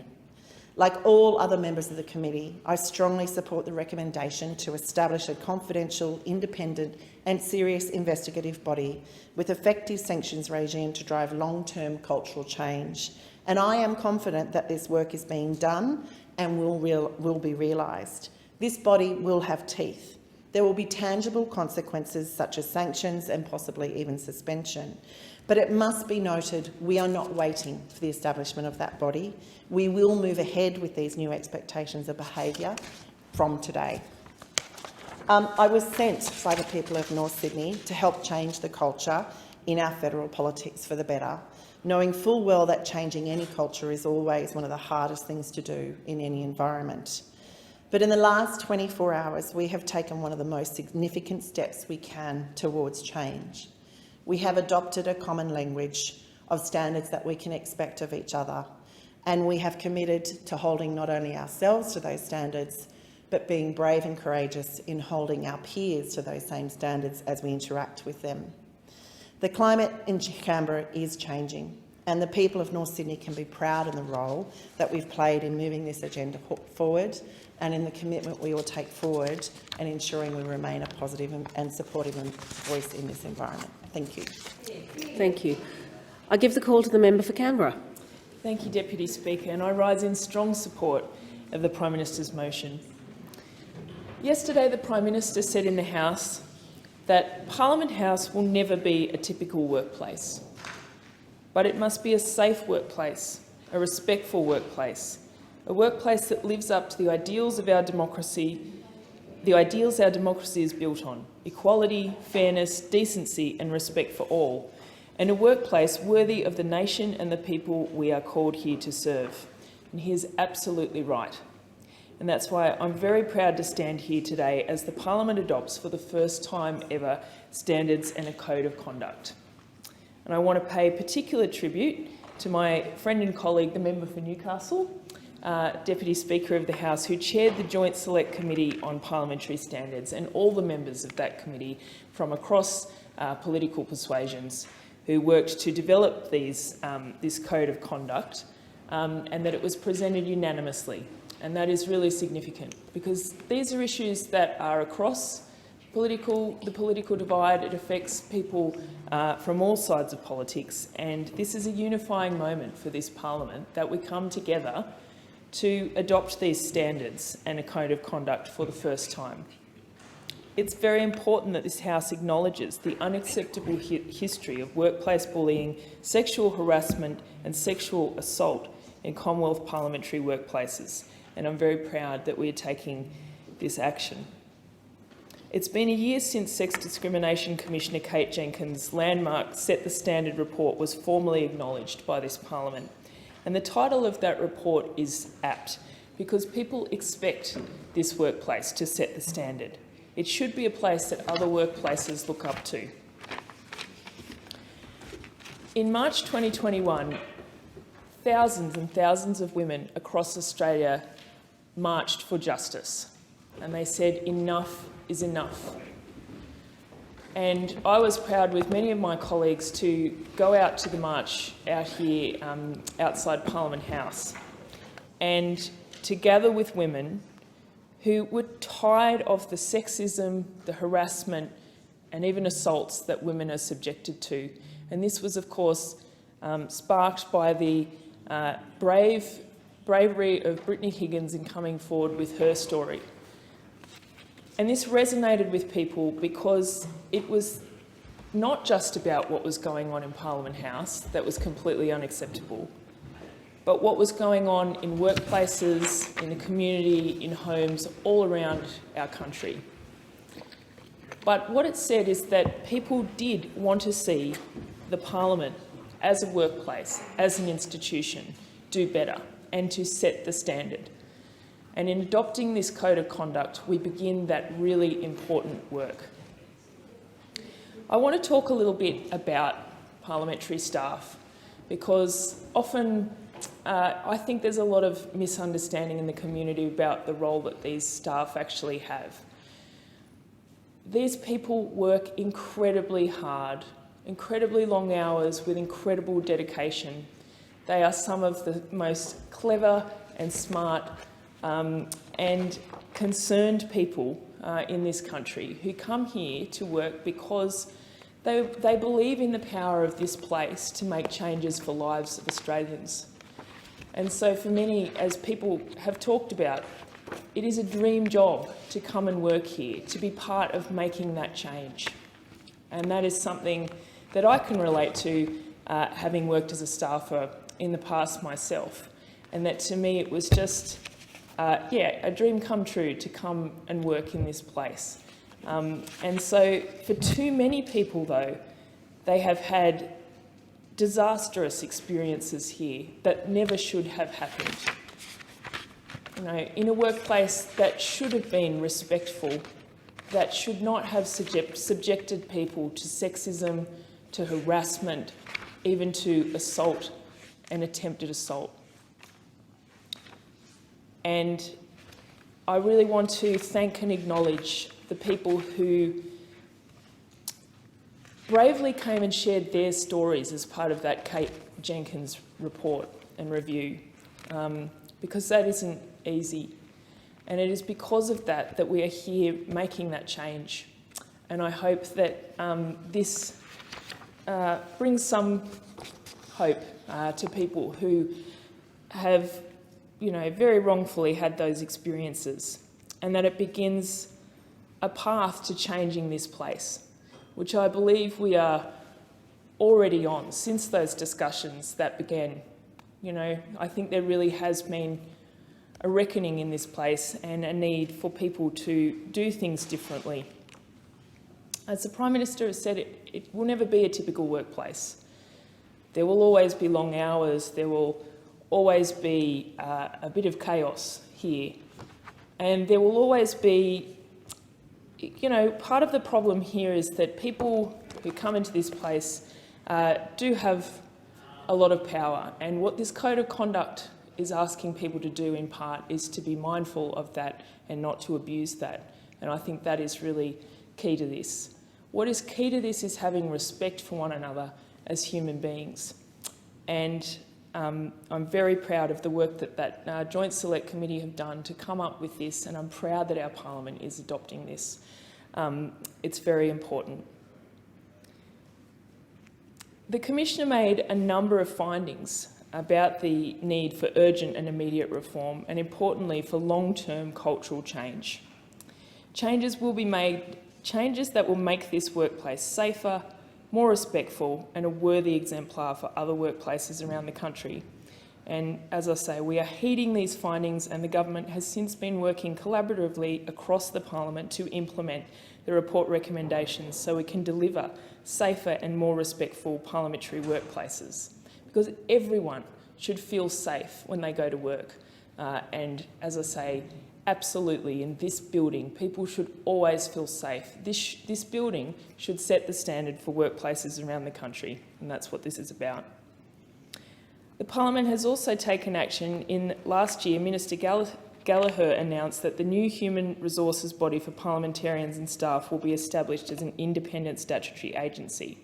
And we are enhancing the existing parliamentary workplace support service, which has already built the trust and confidence of staff and colleagues. Importantly, part of this step today is that complaints made under the Code of Conduct will be taken seriously and they will be dealt with independently and confidentially. And part of this is that perhaps in the past, in the past, many have said that when they've made complaints, they've felt that it's been managed or it's been swept under the rug as a political problem to solve. This is about taking this seriously, dealing with it independently, creating that mechanism to deal with these complaints so that everyone can feel safe in this workplace. And I think we want this to be a workplace where we can all feel safe and all be proud of the culture in here. So again, I really want to commend the work of the member for Newcastle and all members on that committee and everyone in this parliament who supports this and that is going to work together to make this a safe and respectful and equal workplace. Thank you.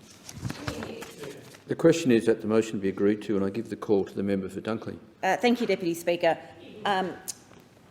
As with my colleagues, I'm incredibly proud to be part of a government and a parliament that is introducing this code and looking to implement all of the recommendations of the Set the Standard report. But I have to be honest, I'm also ashamed and pretty perplexed that we had to do it in the first place. It is extraordinary, really, that we had to have the Sex Discrimination Commissioner do an inquiry into the way people have been treated in political offices and in this parliament, and then uncover the extent of the horrendous experiences that people have had. It reflects shame on people that have worked here over the, I think, decades that some of those complaints that are in Kate Jenkins' report cover.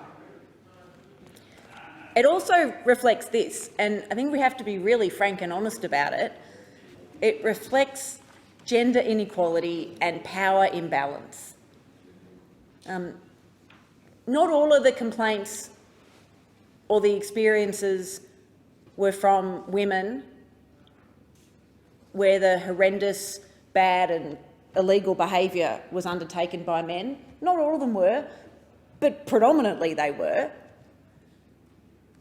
And let's be honest about it, it arises most frequently in circumstances where the man is in a position of power and the woman isn't. And I think that's why, when this motion was spoken to in the main chamber, almost all of the speakers, who coincidentally were men, emphasised the number of women that are now in this parliament and the number of women that are now in their parties. I think only one of them, being the Prime Minister, could actually stand up there and say with great authenticity that he is the leader of a party which has gender equality in the party room. And that all of them should be, that lead parties where women are now almost equally represented, should be proud of that, and we're proud of that, and it makes a difference. But it's not enough. We have to acknowledge in this conversation that what has occurred in this place and what occurs across Australia is behaviour by men towards women which is about an abuse of power or authority or control, which at its heart comes from gender inequality and outdated, wrong stereotypes about the roles of men and women and their relative places in society. And what I want to put on the record as part of this speech, and I would like men in authority in this place and in this chamber to listen and hear this message. Women are not inherently vulnerable. We are not fragile creatures that are asking for protection from men. We don't want protection, we want respect, and we want equality. And it is well-intentioned, I know, when men talk about protecting women from violence and sexual assault. We don't want to be protected, we want it to stop. And the way it's going to stop is to continue on the path that we are on, thankfully, of understanding that women are autonomous, strong, courageous, flawed individuals that deserve respect and equality in the same way as any man does. And when we get there, then hopefully we aren't going to need codes of behaviour. You know, when we get there, hopefully we're not going to need to give speeches over and over again about not abusing power and influence or authority, because people that have them will be both men and women, and people that have those positions of power, influence or authority will inherently treat everyone who works for them or with them with the respect that you give to someone who you consider to be another human being, simply that. Not someone who you consider to be your equal because others aren't, or someone that you consider to be someone that you need to protect because they're a bit vulnerable, or not someone that you consider to be your superior that you need their approval, just someone that you consider to be another human being who therefore deserves your respect and is equal. So it is just great, I guess that's a word for it, it's just great that we are now going to have a code of conduct. And I join with others who have said, and I said this, I think, perhaps when all of the scandals in this place broke years ago that led to this inquiry happening, I agree with others who say we should have an independent body that can investigate and review allegations against members of this place, and that there should be the ability to recommend sanctions.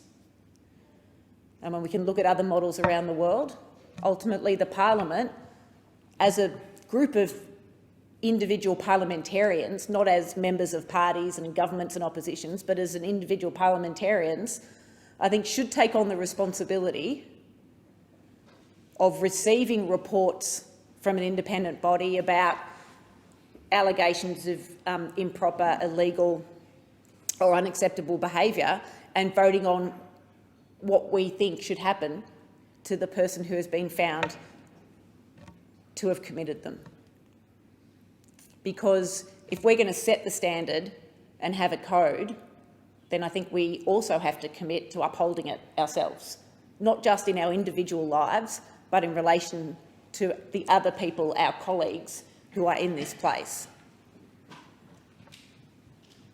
So the Commonwealth Parliamentary Workplace Guidelines say that people must behave towards each other with respectfully, professionally and with integrity. And if anyone needed to be told that, it's not clear to me what they're doing here. But that's what we have to do. We have to act respectfully, professionally and with integrity. Encourage and value diverse perspectives and recognise the importance of a free exchange of ideas. And I think that this next one is absolutely crucial, and again it really warrants reflecting of why it has to be said. Recognise your power, influence or authority and do not abuse them. Treat the people that you work with, even when you're their boss, as your colleagues. Treat them as people with their own personalities, their own positives, their own challenges, their own skills and attributes. Treat them as people. Recognise that you have power, influence and authority over the people that you work with, who are in your office, who are in this place, and don't abuse it. It's as simple as that. And everything else that's in this, which I don't need to read out because other people have, is fundamental to how we should all just conduct ourselves as people. So I just want to finish a bit where I started, is that until we get to a place of gender equality where men and women recognise each other as different but equals, and when there are as many women in positions of power as there are men, when staff are young men and young women, old men and old women, people from diverse backgrounds, but who all work together because this is a magnificent place to work and an important mission, and treat each other as people, that's when hopefully we're not going to need any codes of conduct anymore. Thank you. I thank the member for Dunkley for their contribution. The question is that the motion be agreed to, and I give the call to the Assistant Minister for Competition, Charities and Treasury, the member for Fenner. Thank you, Deputy Speaker. I first worked in this building in 1988, doing work experience for the then member for Fraser, John Langmore. I came back to work as a staffer for the late Senator Peter Cook from 1998 to 2000. And then I've had the privilege of serving in this place as a member, first for Fraser and then for Fenner since 2010. So I've seen the culture in the parliament evolve. I've seen a change from a building which was almost entirely a parliament of men to now be much more gender diverse. I've seen it become a little more caring, and I've seen the rise of the Me Too movement, that very welcome rally that said that it was about time that we had gender equity in this country. But other things haven't changed. This still remains one of the very few workplaces in Australia where it's considered acceptable to shout insults at your co-workers while they're trying to do their job.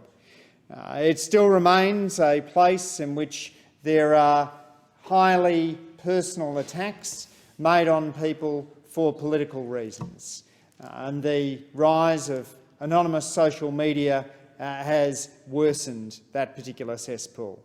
And we've seen pylons which have challenged the mental health of many. You just think about the impact on former Senator Nick Sherry of the partisan attacks which caused him to attempt to take his life.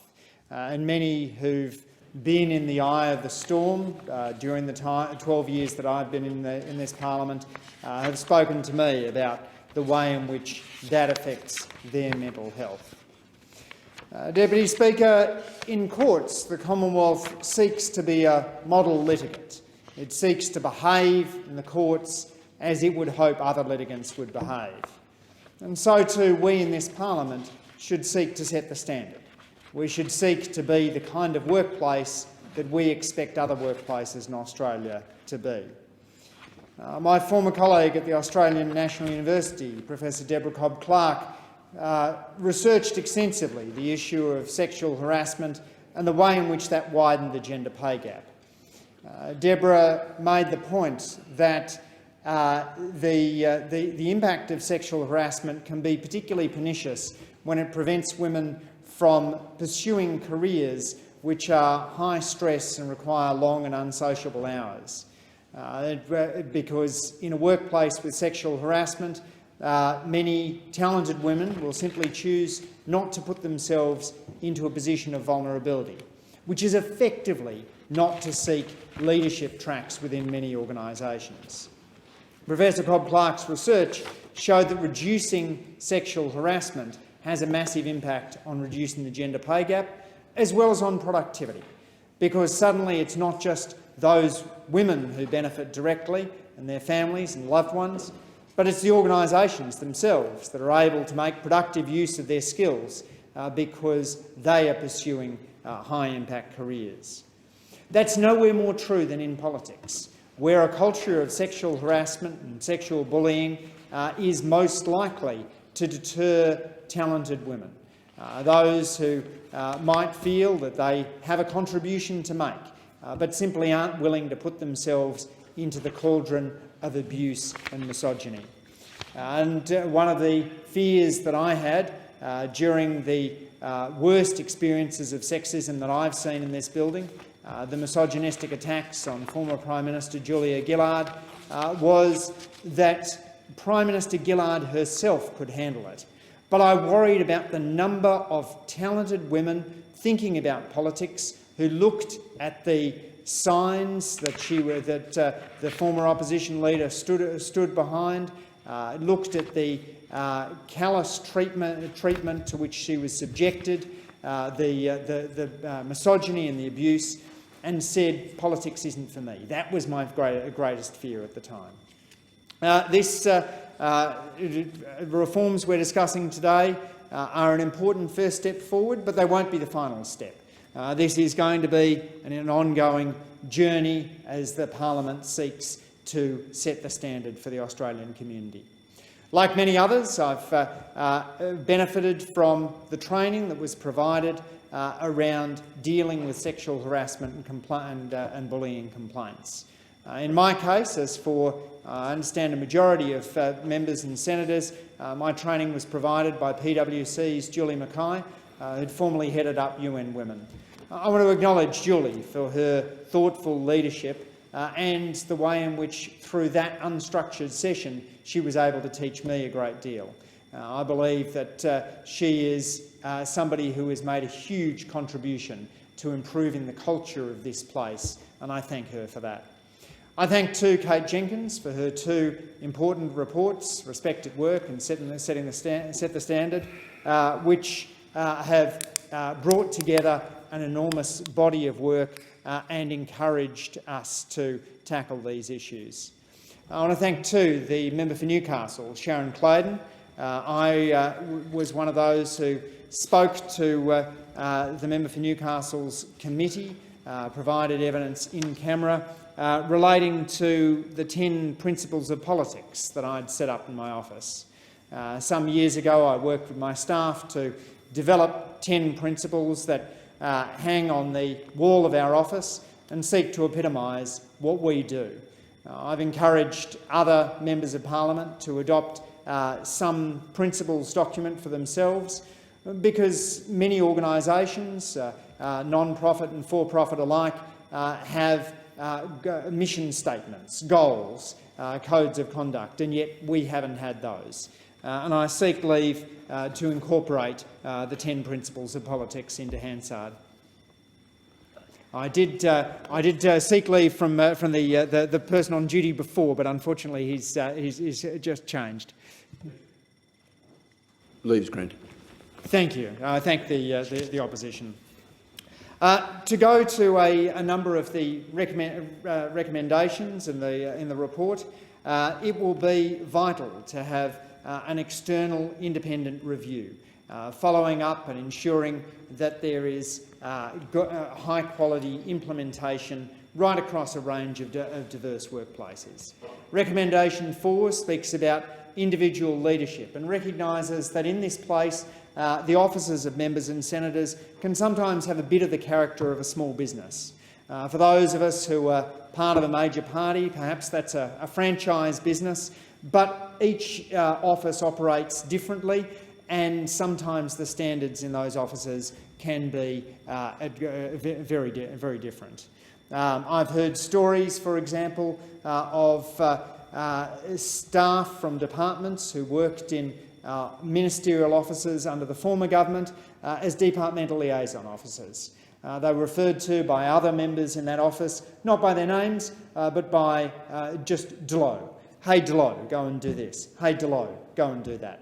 That's no way to treat a fellow co-worker.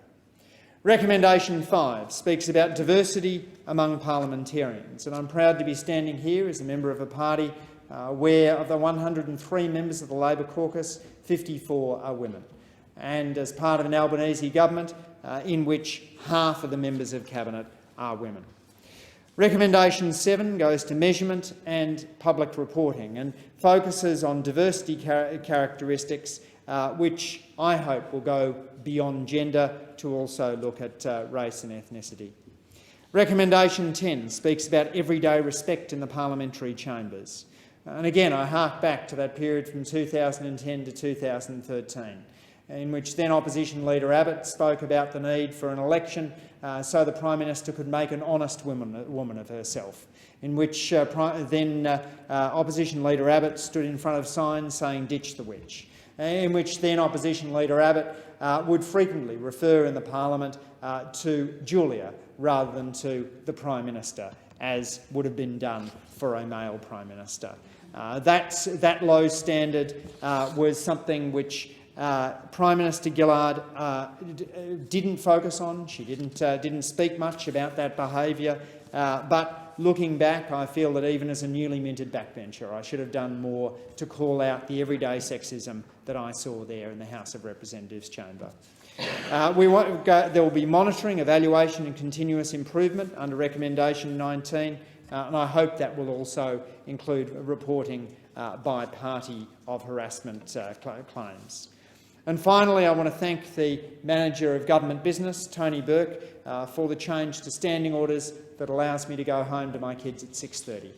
That is indeed a way of setting the standard. And the Assistant Minister's time has expired. The question is that the motion be agreed to, and I give the call to the member for Lingiari. Thank you, Deputy Speaker.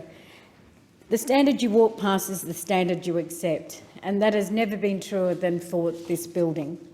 How can we expect workplaces around the country to be safe and supported if we can't uphold standards here? For me, this issue is particularly pertinent. In my electorate of Lingiari, we have a range of complex workplaces, particularly out bush. Women and indeed all our workers deserve to feel safe, supported and encouraged. I've worked in a whole range of industries across a career that has been many decades in the making. And I was just listening to my colleague talking about the former Prime Minister and what the former Prime Minister, Julia Gillard, had gone through. And I remember, coming into Parliament in the Northern Territory as a new member for Arafura in the Northern Territory Parliament, and such a joyous occasion for the first time since self-government that we had a female Chief Minister. And I feel not only proud of that time, but remembered standing side by side with Claire Martin, who was our first Chief Minister in the whole time since self-government to become the Chief Minister in the Northern Territory. And I remembered being quite shocked at the bullying and the boorish behaviour of people for the Chief Minister to want to change the culture of how politics was seen in the Northern Territory, and the cowboy attitude, and I'm not being disrespectful to anyone, but just the cowboy attitude and just the way she was treated. And I remembered working in some of those industries and dealing with former Chief Ministers from the CLP government, and just watching the difference in which they were treated versus how Claire, as the first female Chief Minister, was treated. And for me, going to many meetings as not just a minister in the Northern Territory government, but with as a member, and then people sort of saying and turning to whether there was an advisor with me and looking at me as I was the and not the member, but just not recognising my role at all and putting that down. And I suppose for someone who was brought up in a household of 11 children, my parents had always been at pains to treat people how you want to be treated. And that was something that had been brought home to me. My mother was a very strict Catholic, so there was the Catholic upbringing and teachings. But my father believed in a strong education because he didn't have much, but one of the things that he did say to to the 11 of us was, I'm going to make sure you get a good education because it's going to be that education that's not going to, so you would be able to work that out. So, you know, running many organisations in the Northern Territory from the top end to the centre, I just think at every moment the safety of people who worked with me was paramount, and that included not just female staff but also male staff, because I know that people's workplaces can affect their entire lives. But more than that, as a leader, I had an obligation to those around me and to those who looked after me for safety. So if I wanted, you know, that, I had to replicate that. A workplace is not simply a place for you to go and get paid. It's a place that you draw meaning from. And it's a place you are meant to feel valued and that you're making a contribution. And nowhere is more truer than this parliament. And, you know, I suppose since coming to federal parliament, I've reflected the difference of what I saw in the Northern Territory or the state parliament and coming into this parliament and seeing the differences of my role as a representative representing probably you know, the member for Durack and I often have this thing of whether she's got the bigger electorate or whether Lingiari, but there is such a diverse cultural group right across Lingiari, whether it's pastoral, whether it's in our urban centres, but amongst that, many workplaces, and I feel that I have a responsibility to make sure that my role in this parliament that there is a responsibility back to them. I see this parliament does have a responsibility to its workers, to the people who support us as parliamentarians. But we also have a responsibility to set the standard for all workplaces across the country. Parliament, like workplaces in my electorate, will never be a conventional workplace. The bells ringing late in the afternoon or a dash to the chamber is a constant reminder of that. Yet this place must be safe, inclusive and an accepting place to work. There are no excuses. There is no accepting anything less.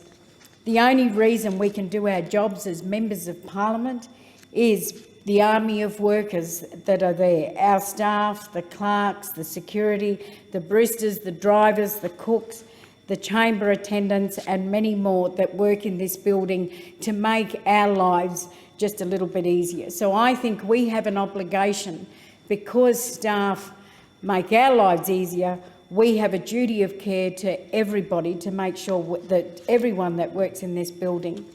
When speaking on this issue, I think particularly to the women who have worked in this building before me, juggling the babies on one arm, binders of documents on the other. I think of the staff dedicating hours upon hours of their lives to the cause of Australian democracy.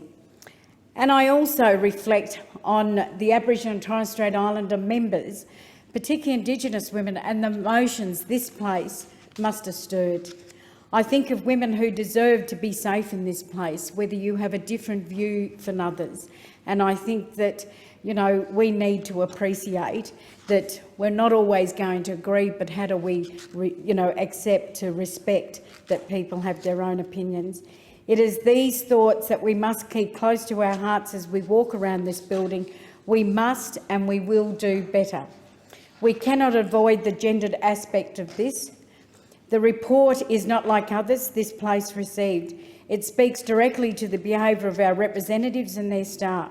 It speaks to the heart of the very operating environment of decisions and policy making. A code of conduct is not simply a set of words or a piece of paper to sign.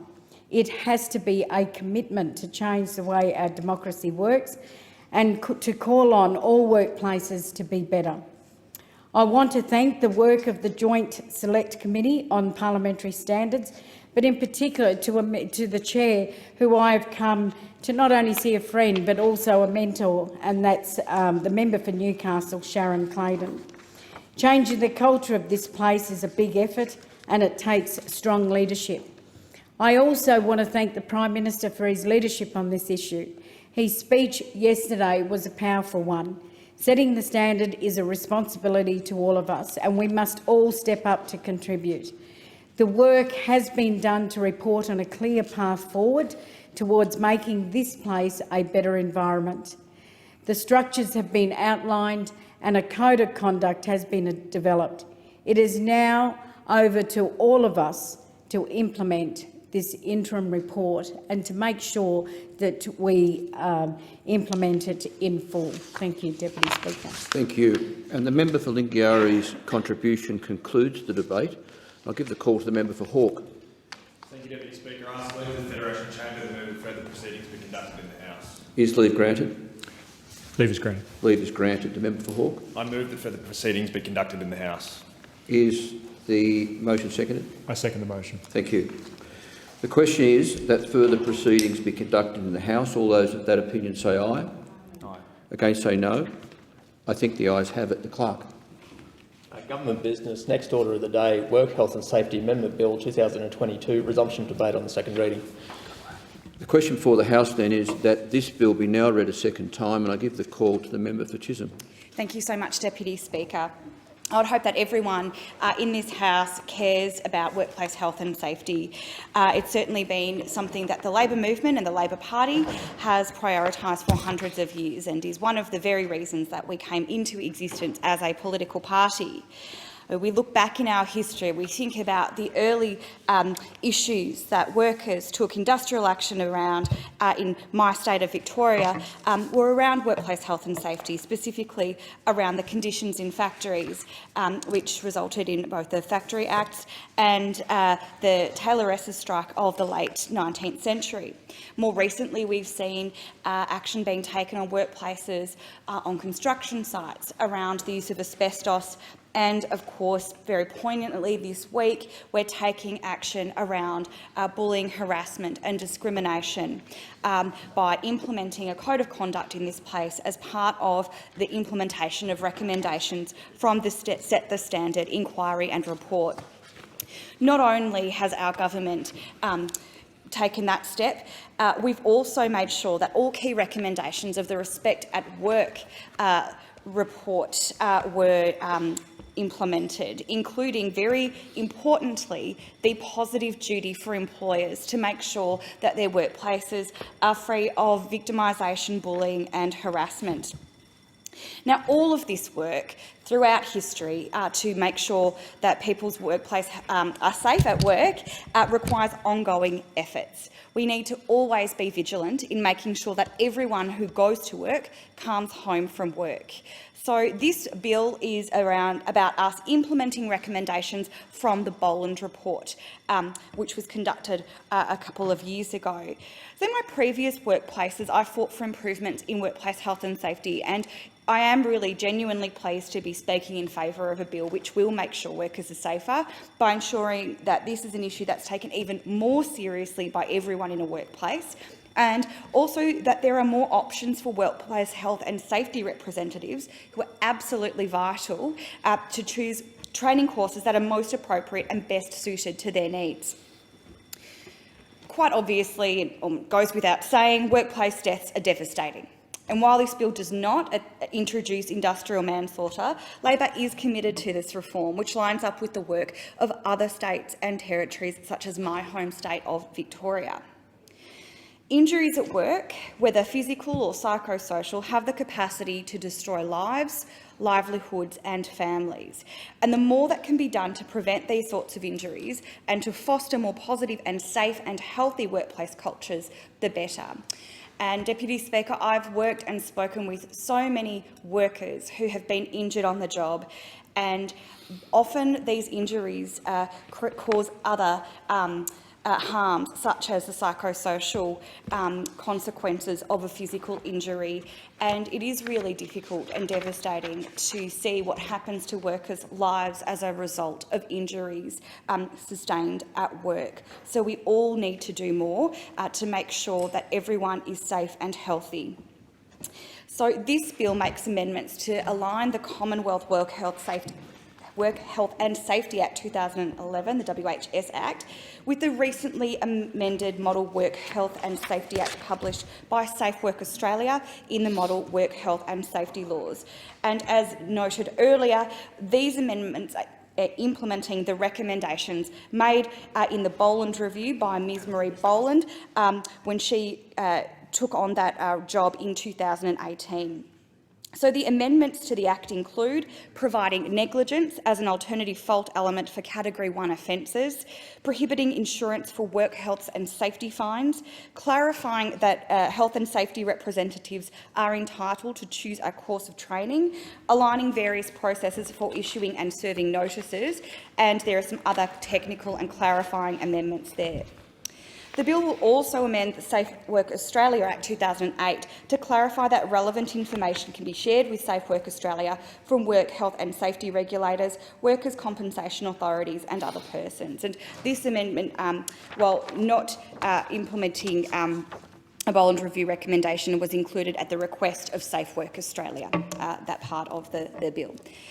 So this bill will strengthen our national approach to managing work health and safety by implementing key recommendations of the Boland Review, promote a nationally consistent approach to work health and safety, and will ensure that Safe Work Australia has the capacity to receive relevant information to perform its research and policy development functions, which are really critical because, as I mentioned before, workplace health and safety and making sure that our workplaces are as good as they can be requires ongoing vigilance, research and reform. So there has been extensive tripartite consultation process undertaken for these amendments with the community and business to make sure that we can get the alignment right. Comcare was consulted on the amendments to the Commonwealth Work Health and Safety Legislative Framework and the implementation timeframes. State and territory jurisdictions were consulted on the amendments to facilitate information sharing with Safe Work Australia and amendments to the draft bill, as noted before, and its explanatory memorandum were included to address their concerns. So this is a really important first tranche of legislative reforms from the Boland Review, these are minor and technical in nature. So the model work health and safety laws were independently reviewed, and we are now implementing a number of the recommendations to come from that. So for those who don't know, work health and safety in Australia is legislated and regulated separately by each of Australia's state, territory and Commonwealth jurisdictions. They're largely harmonised, despite that, across the jurisdictions through a set of uniform laws, the model work health and safety laws. And adoption of these recommendations have been through a robust tripartite consultation process involving all jurisdictions, as well as employer and worker representatives. Our government is committed, as all Labor governments through history have been, to ensuring Australian workers have safe and fair workplaces. This is just the first step of implementing our work health and safety reforms, and anything we can do to make workplaces healthier and safer is surely something this parliament can agree is a good thing, and I'm very proud to stand as a member of the government in support of this bill. Thank you, Deputy Speaker. Thank you. The question is that the bill be now read a second time, and I give the call to the member for Higgins. Thank you, Deputy Speaker.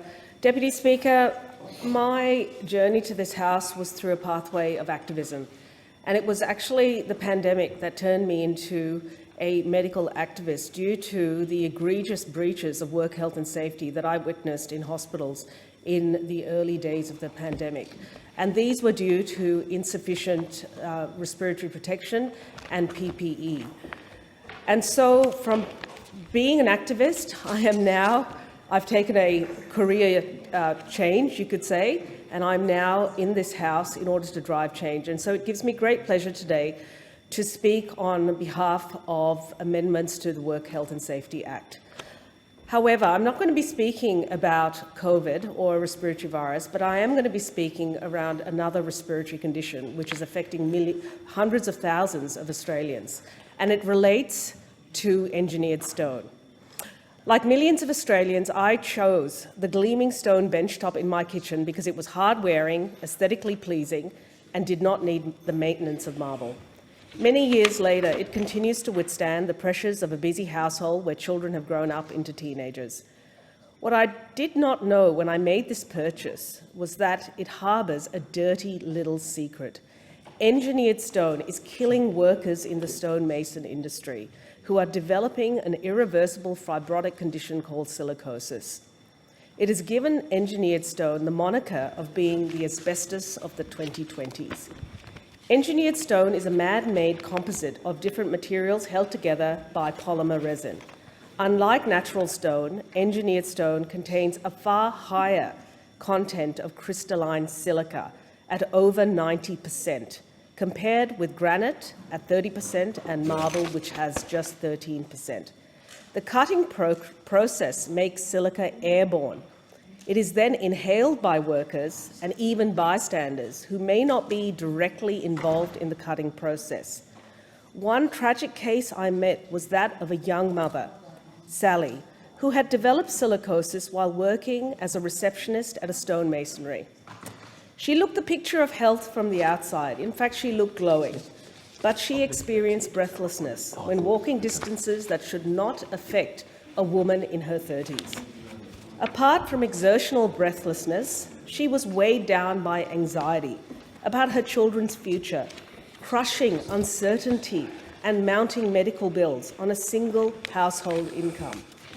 Sally was brought to my attention by a delegation from the ACTU, a colleague and friend, Dr. Kate Cole, the president of the Australian Institute of Occupational Hygienists, and a tireless campaigner for better worker protections, who collectively are demanding an outright ban on artificial stone. Silicosis is no joke. When lung transplantation is the only option, then every lever must be pulled to prevent this disease, because lung transplantation is no joke either. I worked for 13 years at the Alfred Hospital, Australia's leading lung transplant centre. There I worked closely with the first-class lung transplant multidisciplinary team, where I helped manage one of the dual threats to patients with lung transplantation: infection. The other, of course, is rejection, and it usually catches up with patients, provided that infection doesn't get them first. Lung transplantation is a scarce intervention that is rationed, and although it does not confer a normal life expectancy, it is life-saving for those lucky few who are eligible for it. But it is no picnic. One of the most grueling procedures to go through, and a lifetime of constant medical monitoring. Wet cutting of stone is not universal. Neither is good ventilation nor well-fitting masks called respirators for workers, the same that I used to wear on the wards. Awareness of silicosis is poor. If knowledge is power, then these workers are disempowered. Poor working conditions are rife, overseen by unscrupulous operators who force workers to dry cut the stone. Queensland was the first state to ban dry cutting of engineered stone in 2018. Victoria followed in 2019 and New South Wales in 2020. But by then the damage was done. Surveillance studies from 2021 in Queensland and Victoria have found that nearly 1 in 5 workers in the industry have developed silicosis, and they are in the prime of their lives, diagnosed at an average age of 41 years. Some developing it as little as 3 years after exposure. It is important to note that silica is ubiquitous. It is all throughout the Earth's crust. Hence, workers in mines and quarries are also at risk. I know something about airborne threats. As I said, I fought for better respiratory protection for healthcare workers when COVID hit, and we were heard. What is facing stonemasons is a pandemic of neglect. Our insatiable appetite for engineered stone has led to shortcuts in working conditions in the quest to meet demand and profit. At least 600 stonemasons and workers in other trades, like the tunnelling industry, have been diagnosed with silicosis since 2018, of whom 175 are in Victoria. However, this is the tip of an iceberg, with Curtin University estimating that there are at least 103,000 people with silicosis. It is a hidden human tragedy. Some of these workers will be unaware of their diagnosis, but all will eventually develop symptoms, all of them. Campaigners are demanding a ban on engineered stone, more stringent work health and safety laws, and better enforcement with adequate staffing of compliance work.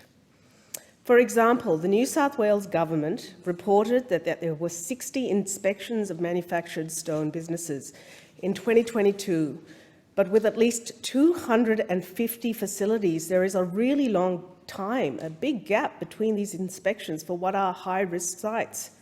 Given the scale of the problem, the challenges of compliance, and its devastating health effects, much like a terminal diagnosis, campaigners believe that engineered stone should be banned, and so do I. We have heeded the call. The legislation today is part of our overarching agenda to improve the well-being of workers. The Work Health and Safety Amendment Bill implements some of the 34 recommendations from the Boland Review in 2018 by Mary Boland, a former Executive Director of Safe Work South Australia. It languished under the former government, but we have dusted it off and are starting the work of implementation to make Australian workplaces safer. This bill lowers the bar for conviction of shonky operators. It includes negligence as a threshold, which means that both reckless and grossly negligent employers who expose workers to serious risks will face penalties. The bill prevents a person who is required to pay a penalty under the law from recovering that penalty under insurance. For example, a Victorian company in 2022 was fined $31,000 for failing to provide proper controls to reduce exposure to silica dust, a cost that could have been recovered from an insurance claim. We want to ensure that a serious work health and safety incident does not get reduced to the cost of doing business. A person's life, no matter the age, but especially in the prime of their lives, is not a line item on a budget balance sheet. Prohibiting such insurance will help concentrate the minds of businesses on taking their work health and safety obligations seriously. The bill also allows easier sharing of information with Safe Work Australia, who maintain important data sets on traumatic injury and compensation claims, which inform better policy made here. In 2021, 169 people lost their lives at work, 169 lives too many. It is hoped that future introduction of industrial manslaughter legislation will help bolster the deterrent effect of this amendment. Finally, being safe at work means also physical safety as well as psychological safety, and that boils down to workplace culture. A workplace with a consultative, non-combative culture is also a much safer one. Workers and managers need not be in opposition, but figuring out solutions together. The asymmetric power dynamic means that workers are automatically at a disadvantage, which is why we have work health laws in the first place. And these laws mandate consultation. It also ensures that people in the hot zone who have skin in the game, much like I did when I was on the wards, are empowered to speak up on matters relating to work health and safety. Had I known then what I know now, I would have stuck with steel or wood or some other safer alternative like natural stone. Strengthening work health and safety laws is one side of the equation, with consumer activism the other. Thank you. Thank you. The question is that this bill be now read a second time, and I give the call to the Minister for Employment and Workplace Relations, the member for Watson. Thanks very much, Deputy Speaker. I want to thank all members for their contribution, and particularly the comments that I just heard from the member for Higgins that go to silicosis, and want to assure the member and assure the House that there are various actions that will be taken by the government this year with respect to making sure that we provide protections that should have been provided some time ago. And I've called a meeting of my state counterparts to start planning the various actions that we'll take this year. The bill in front of us implements some important recommendations from the review of the model work health and safety laws conducted by Mary Boland in 2018. I know when the Shadow Minister spoke, and I welcome the opposition's support for this bill, he made, for me to paraphrase, reference to this all being the Coalition's idea and the work starting under them. It is true. In 2018, they made sure that the Boland Review took place. The recommendations then sat there and I'm pleased that they want to take credit for the idea. That's fine. We'll all take credit for finally acting on it, because we are some years later than we needed to be on implementing the Boland Review. Safe Work Australia undertook extensive consultations seeking feedback on implementing key recommendations of the Boland Review. In June 2022, the Model Work Health and Safety Law was revised in line with this process. This bill will bring Commonwealth Work Health Safety Act into 2011 into line with those updates. Two changes in particular I just draw the Chamber's attention to. Firstly, the bill amends the fault element for the most serious work health and safety offences to include gross negligence or negligence to the criminal standard, in addition to recklessness. The Boland Review found there had been very few successful prosecutions, in part due to the difficulties associated with proving recklessness. The government is acting on genuine community concerns that employers who put their workers at risk of danger through grossly negligent conduct can escape punishment because the bar for conviction is set too high. Now both recklessness and grossly negligent employers who expose workers to serious risk can face the most serious consequences and penalties. The second area I just highlight is prohibiting insurance for work health and safety penalties. The bill prohibits a person from taking insurance to cover repayments made on penalties imposed under work health and safety laws. Effectively, insurance means you end up with a situation where the penalty is no longer necessarily a disincentive for the employer. The penalty is removed because it's something that's been insured against anyway. We need to make sure that the penalties that are there have an impact on behaviour. Work health and safety offences must remain serious deterrents and can't become the cost of doing business. Those who owe a work health and safety duty should not be able to insulate themselves from the consequences of breaching their duty by putting the safety of their workers and the public at risk. The government's committed to working closely with the states and territories to deliver safe workplaces for all Australians. This starts with implementing the recommendations of the Boland Report. The bill takes the first step towards achieving safer and healthier workplaces in the Commonwealth jurisdiction. There's still a lot left to do. Australian workers deserve to be able to go to work and come home safely to their loved ones, and I commend the bill to the House. The Minister's contribution concludes the debate, so I'll put the question. The question is that this bill be now read a second time. All those of that opinion say aye. Against say no. I think the ayes have it. The Clerk. Second reading, a bill for an act to amend legislation relating to work health and safety and for related purposes. If no member wishes to consider the bill in detail, I'll put the report question immediately. The question is that this bill be reported to the House without amendment. All those of that opinion say aye. Against say no. I think the ayes have it. Now, we're well ahead of time, but we'll move now to the adjournment, and I'll give the call to the member for Boothby to move the motion. Thank you, Deputy Speaker. I move that the Federation Chamber do now adjourn. Thank you. Is the motion seconded? I second the motion. Thank you. And I give the call to the member for Kennedy.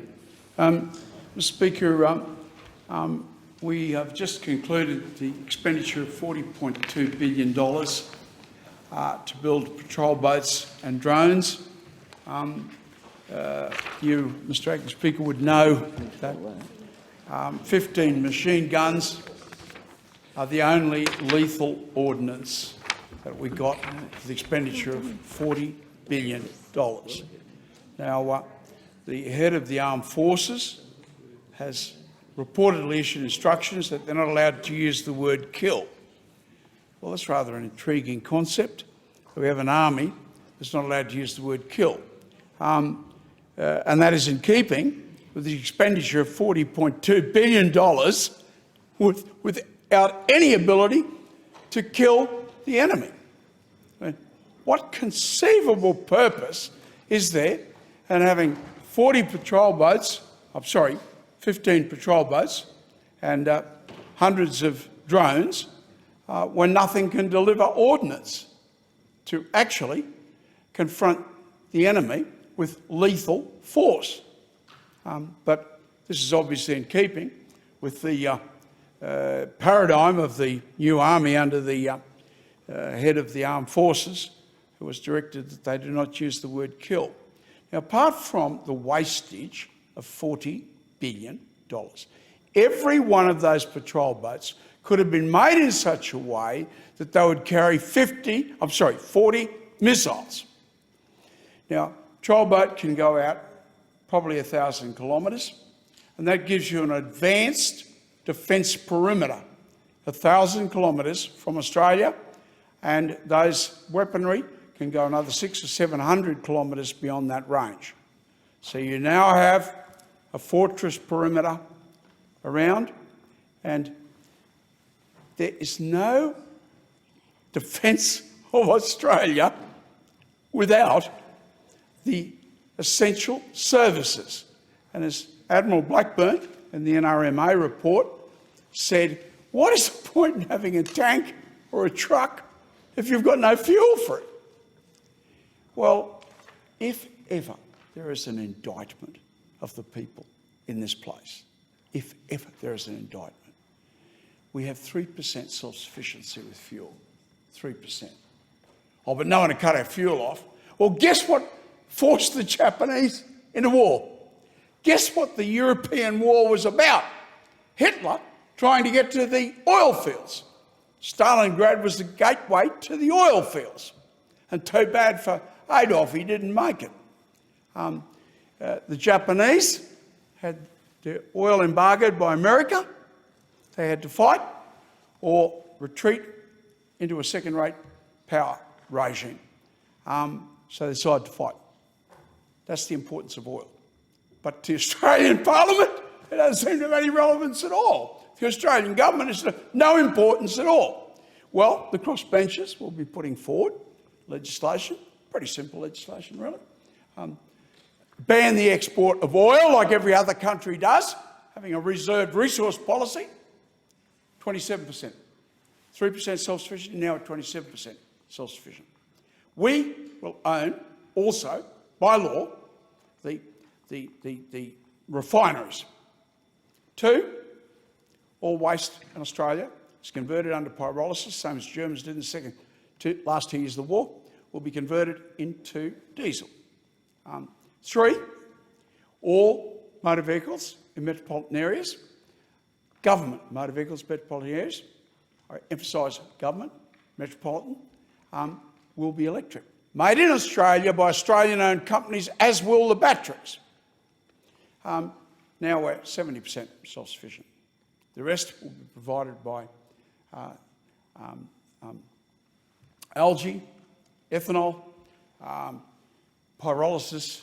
We have 23 million hectares of prickly trees in North Queensland that can be converted, and at this moment are actually, in a very minor way, being converted into a valuable product. Do those things, you're 100% self-sufficient in oil. And if you think, oh, China wouldn't do that to us, they did it to us last Christmas, Christmas before last. Some imbecile in Canberra had said that every litre of diesel had to carry AdBlue, which is the urea derivative. The only supplier was China. So China thought it'd be good fun, because they didn't like Mr Morrison, to cut off our diesel fuel. So the day after Christmas, choose the date, the day after Christmas, they said no more AdBlue. So every truck in Australia was going to cease to operate. What sort of a country does this? The member's time has expired. I call the member for Holt. Thank you, Deputy Speaker. Since being elected, the Albanese Labor government has focused on delivering the positive change for Australians that voted for the Albanese Labor government. I know, and we all know, that it's a lot of work to be done to ease the pressure on families and helping Australians manage their budgets. From January 1st, for the first time in the 75-year history, the maximum cost of the general scripts under the Pharmaceutical Benefit Scheme, the PBS, will fall from $42.50 to $30. I am a prime example of this. I am a chronic asthmatic, and I have been most of my life. And I was on the minimum wage for 15, 16 years, and being a chronic asthmatic, the medication was extremely expensive. I have to take about 4 puffs a day, so I used to cut it down to 2 because I couldn't afford it. So now, people like myself, people like my families, now can afford it thanks to the Albanese Labor government. This change fills the government's election promise to deliver cheaper medicines to ease the cost of living for Australians. And the Albanese Labor government is making medicines cheaper. For the first time in the 75-year history, the maximum cost of the PBS scheme has fallen. And I went to a pharmacy last week, and in my electorate of Holt, the pharmacist himself said how happy he was this scheme has come into play, and he's seen more people coming to get scripts and getting their medication, so that's fantastic. We are cutting the cost of scripts by 29%, with the maximum cost to drop by $12.50. Now, it doesn't sound like a lot, but let me tell you, living on the minimum wage for a long time, $12.50 is a lot of money for someone like me. And that money you can put into other things of your household, such as groceries. This will also save someone taking medication a month to $150 per year. A family with two or more medications, which can cost up to $300 to $450. So that is really good, and I really thank the Albanese Labor government for looking after all Australians. The ABS advised that the high cost of medications meant close to 1 million Australians delayed or didn't fill their medications in 2019 and 2020. Cutting their price by nearly 1/3 will mean more people can afford to get medications they need to stay healthy without worrying so much about the price. This change will put the close to $200 million back to the pockets of Australians each year. Approximately 19 million Australians are eligible to benefit from this change. And that means a lot of the people that do live in my electorate that are finding it hard, they can get a lot of advantage from this scheme. Free TAFE. So school leavers and people in Holt wanting to retain and upskill and stay in the workforce are encouraged to enrol in more than 55,000 free TAFEs and vet places on offer in Victoria in 2023. I was a TAFE student myself. I went to William Angliss, and I remember it used to cost me so much money. Being a chef as well, it used to be the tools, it used to be the uniform, and it used to be the cost of going to TAFE. And I remember working at Woolworths, and I used to do maybe 30 hours a week. All that money used to go into my TAFE. So this is really, really good, because people in Holt and all the young school leavers in Holt, they can afford to do this because the government has done this.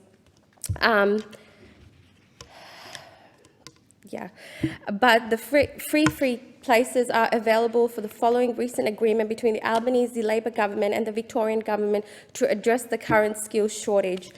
More than $250 million agreement is expected to deliver a significant boost to the Victorian skills and training sector.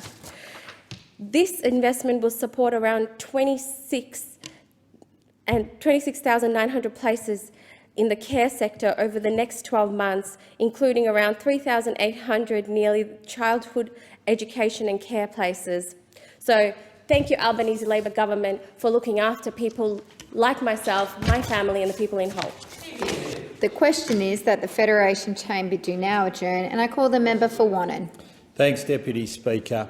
And I rise this afternoon to thank the wonderful surf lifesaving clubs in my electorate for what they've done over the summer in keeping our beaches safe and our swimmers safe, and what they continue to do as the summer continues. My surf lifesaving clubs stretch from Anglesea, the very east of my electorate, right through to Portland in the west of my electorate. And all the surf lifesaving clubs in between do such wonderful, wonderful work in keeping our community safe. I had the privilege to be able to visit the Anglesey Surf Lifesaving Club, and I was able to hear there firsthand about the recent experience that they just had in terms of saving swimmers who had wandered into a rip at the Anglesey beach. And the action of both young and the older members of the Surf Lifesaving Club at Anglesey saved lives that day. And I would like to thank them, as I'm sure the family who they saved on that day would like to thank them for the wonderful work that they did and their quick action in addressing what could have been a situation which led to people dying. I'd also like to thank the Lawn Surf Lifesaving Club just down the road for putting on such a wonderful pier-to-pub event. This ocean swim, 1.2 kilometres, is the biggest ocean swim in the Southern Hemisphere, and COVID has meant that it hasn't taken place over the last couple of summers, but it was back bigger and better than ever. It was the first ocean swim that I've ever done, and I must say I thoroughly enjoyed it, and I didn't drown, which was wonderful. But the way it's organised, the atmosphere, and to see everyone, the way that they participate is just absolutely fantastic. And a shout out to my son, because we had a bet to see who could swim the fastest, and he got me. Only by a few seconds, but he got me. But I'm gonna come back after him. I'm going to come back after him next year. There's also a wonderful swim event which is called the Shipwreck Coast Swim Series, which is put on by Portland, Port Fairy, Warrnambool and Port Campbell Surf Lifesaving Clubs. And although I couldn't do all 4 of the swims, I was able to do the Warrnambool swim, the Tom Ryan Classic it's called, and it was another wonderful event. The way that it was organised, the community spirit of the event, the way everyone came together at the end to share a barbecued sausage put on by the local service club. It was just the community at its best, and I know the other 3 swims that were put on by the other surf lifesaving clubs were equally as good. We should never ever forget what our surf lifesavers do for our community, because they put their lives at risk to help protect us and keep us safe. And we know that that can end tragically. And we know, and we saw that very sadly occur at Port Campbell a few years ago.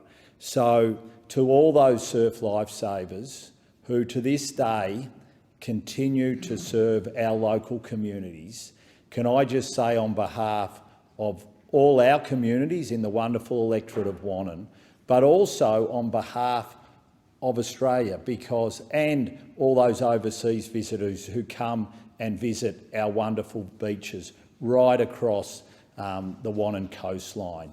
Thank you for what you do. You keep our local communities safe. You keep all our visitors safe, both from across Australia and internationally.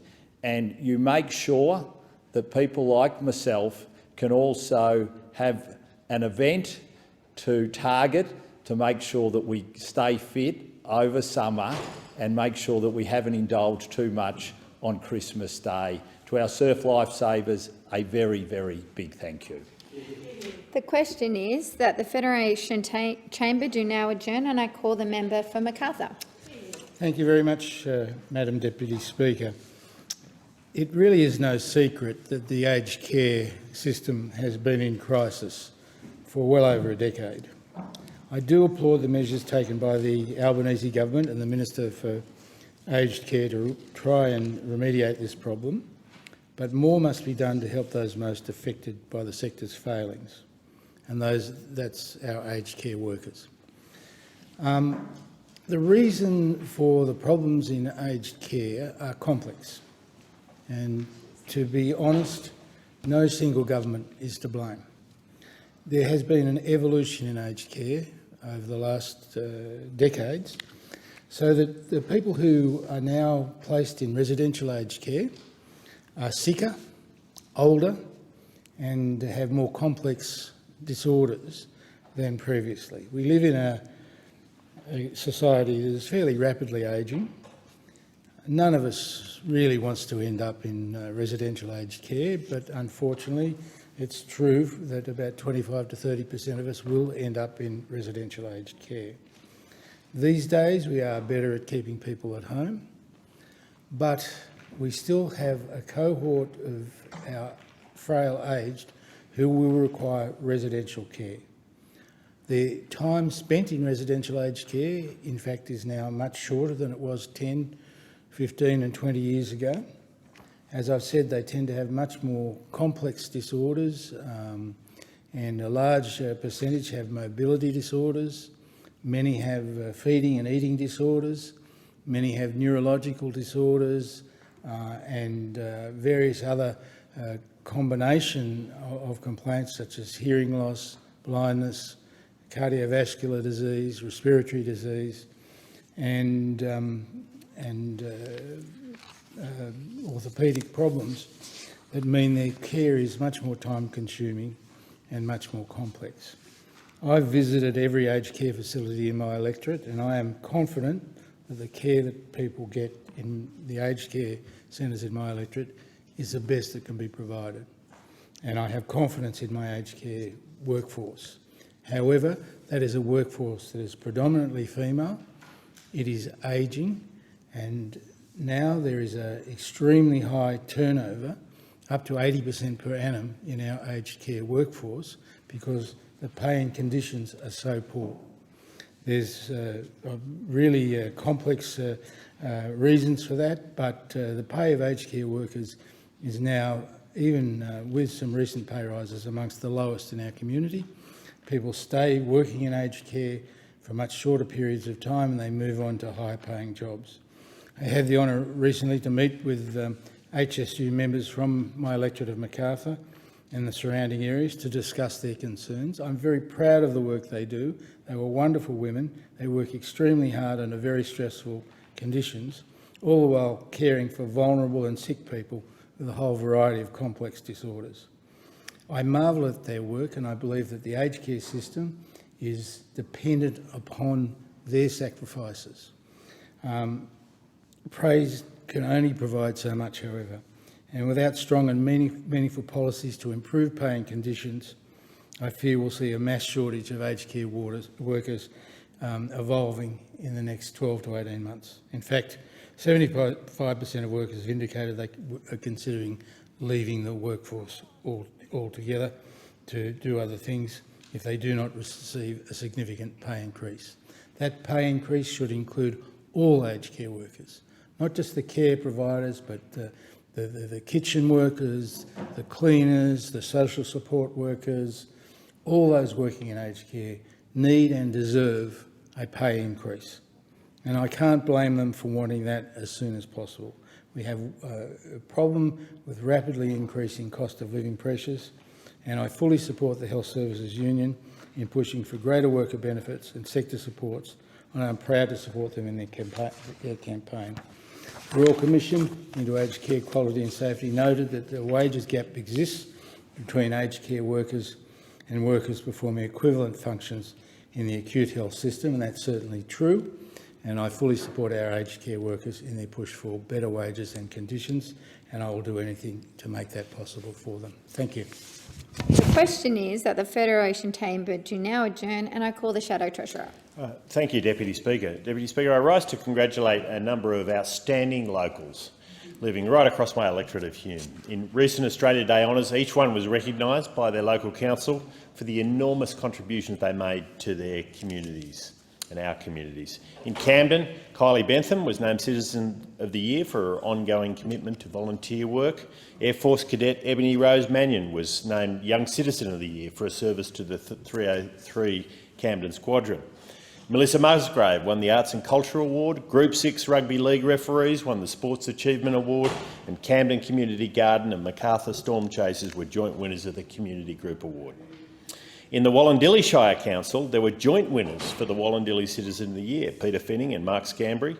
Peter has volunteered with the Buxton RFS for the past 40 years, an RFS that saw tragedy during the bushfires several years ago, and Mark served as a police officer in the region for nearly 3 decades with a particular focus on helping disadvantaged young people.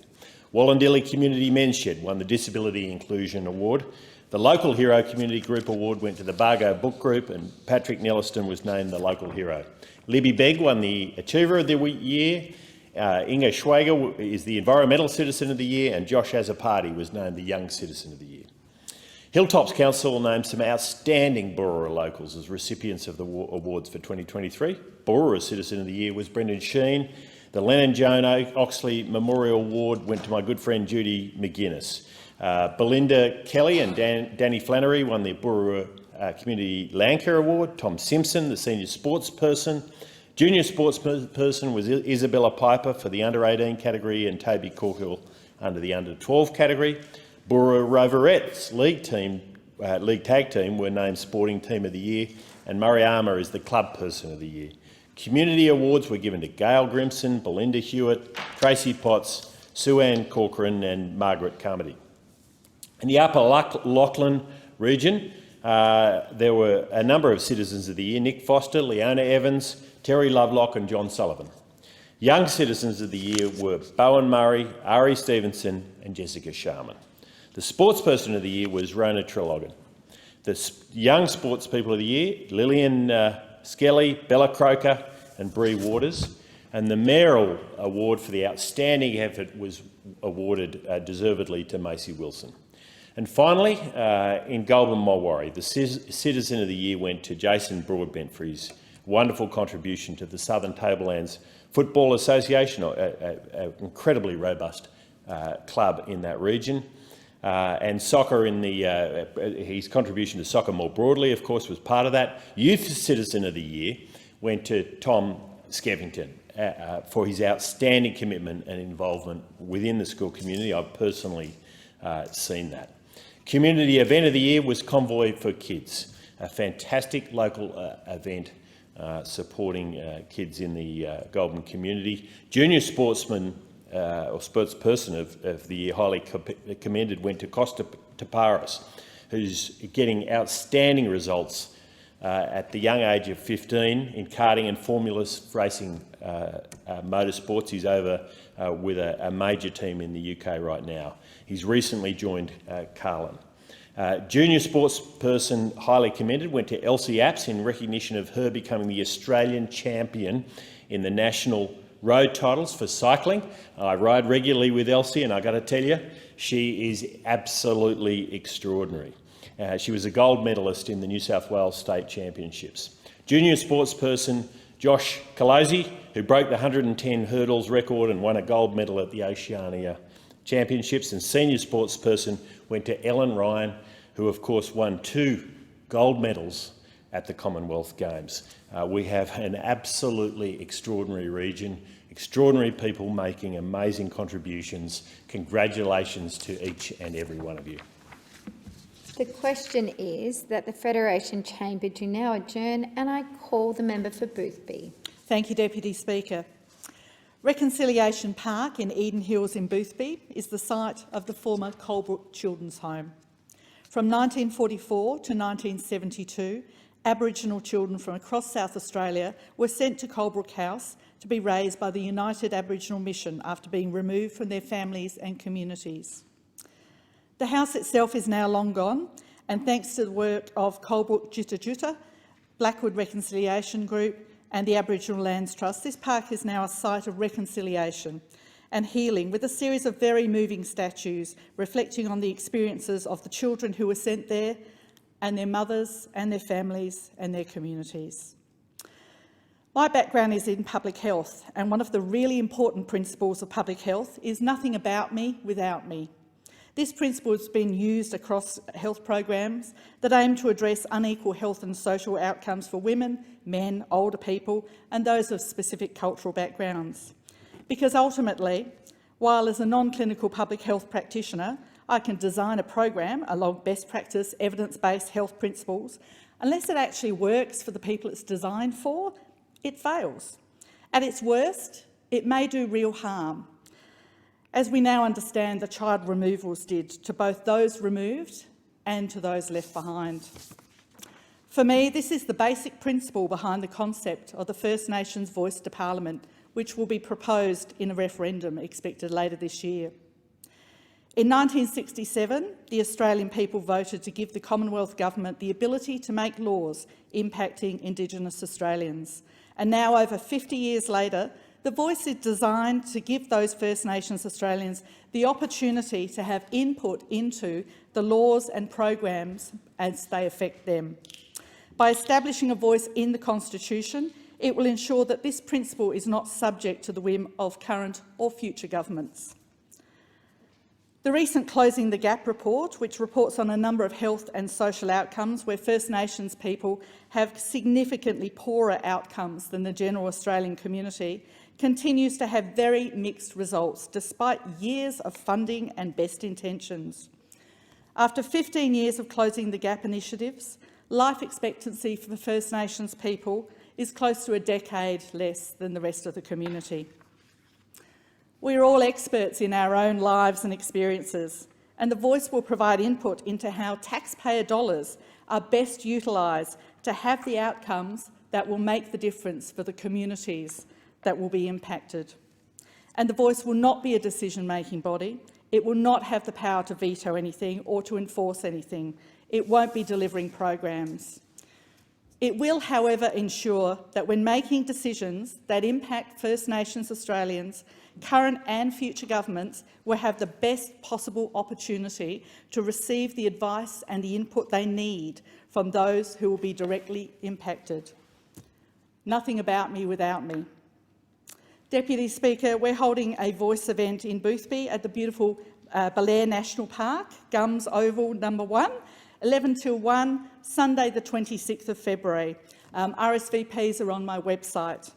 South Australian Attorney-General and Minister for Indigenous Affairs, Kyan Ma, will be there, and also the Member for Waite, Catherine Hutchison. I really invite all of my Boothby residents to come along. Please let us know if you're coming, and let's have the conversation. Thank you. There being no further speakers, I will put the question. The motion is that the Federation Chamber do now adjourn. All those in favour? All those against? Carried. The Federation Chamber stands adjourned until 10:30 a.m. on Monday the 13th of February.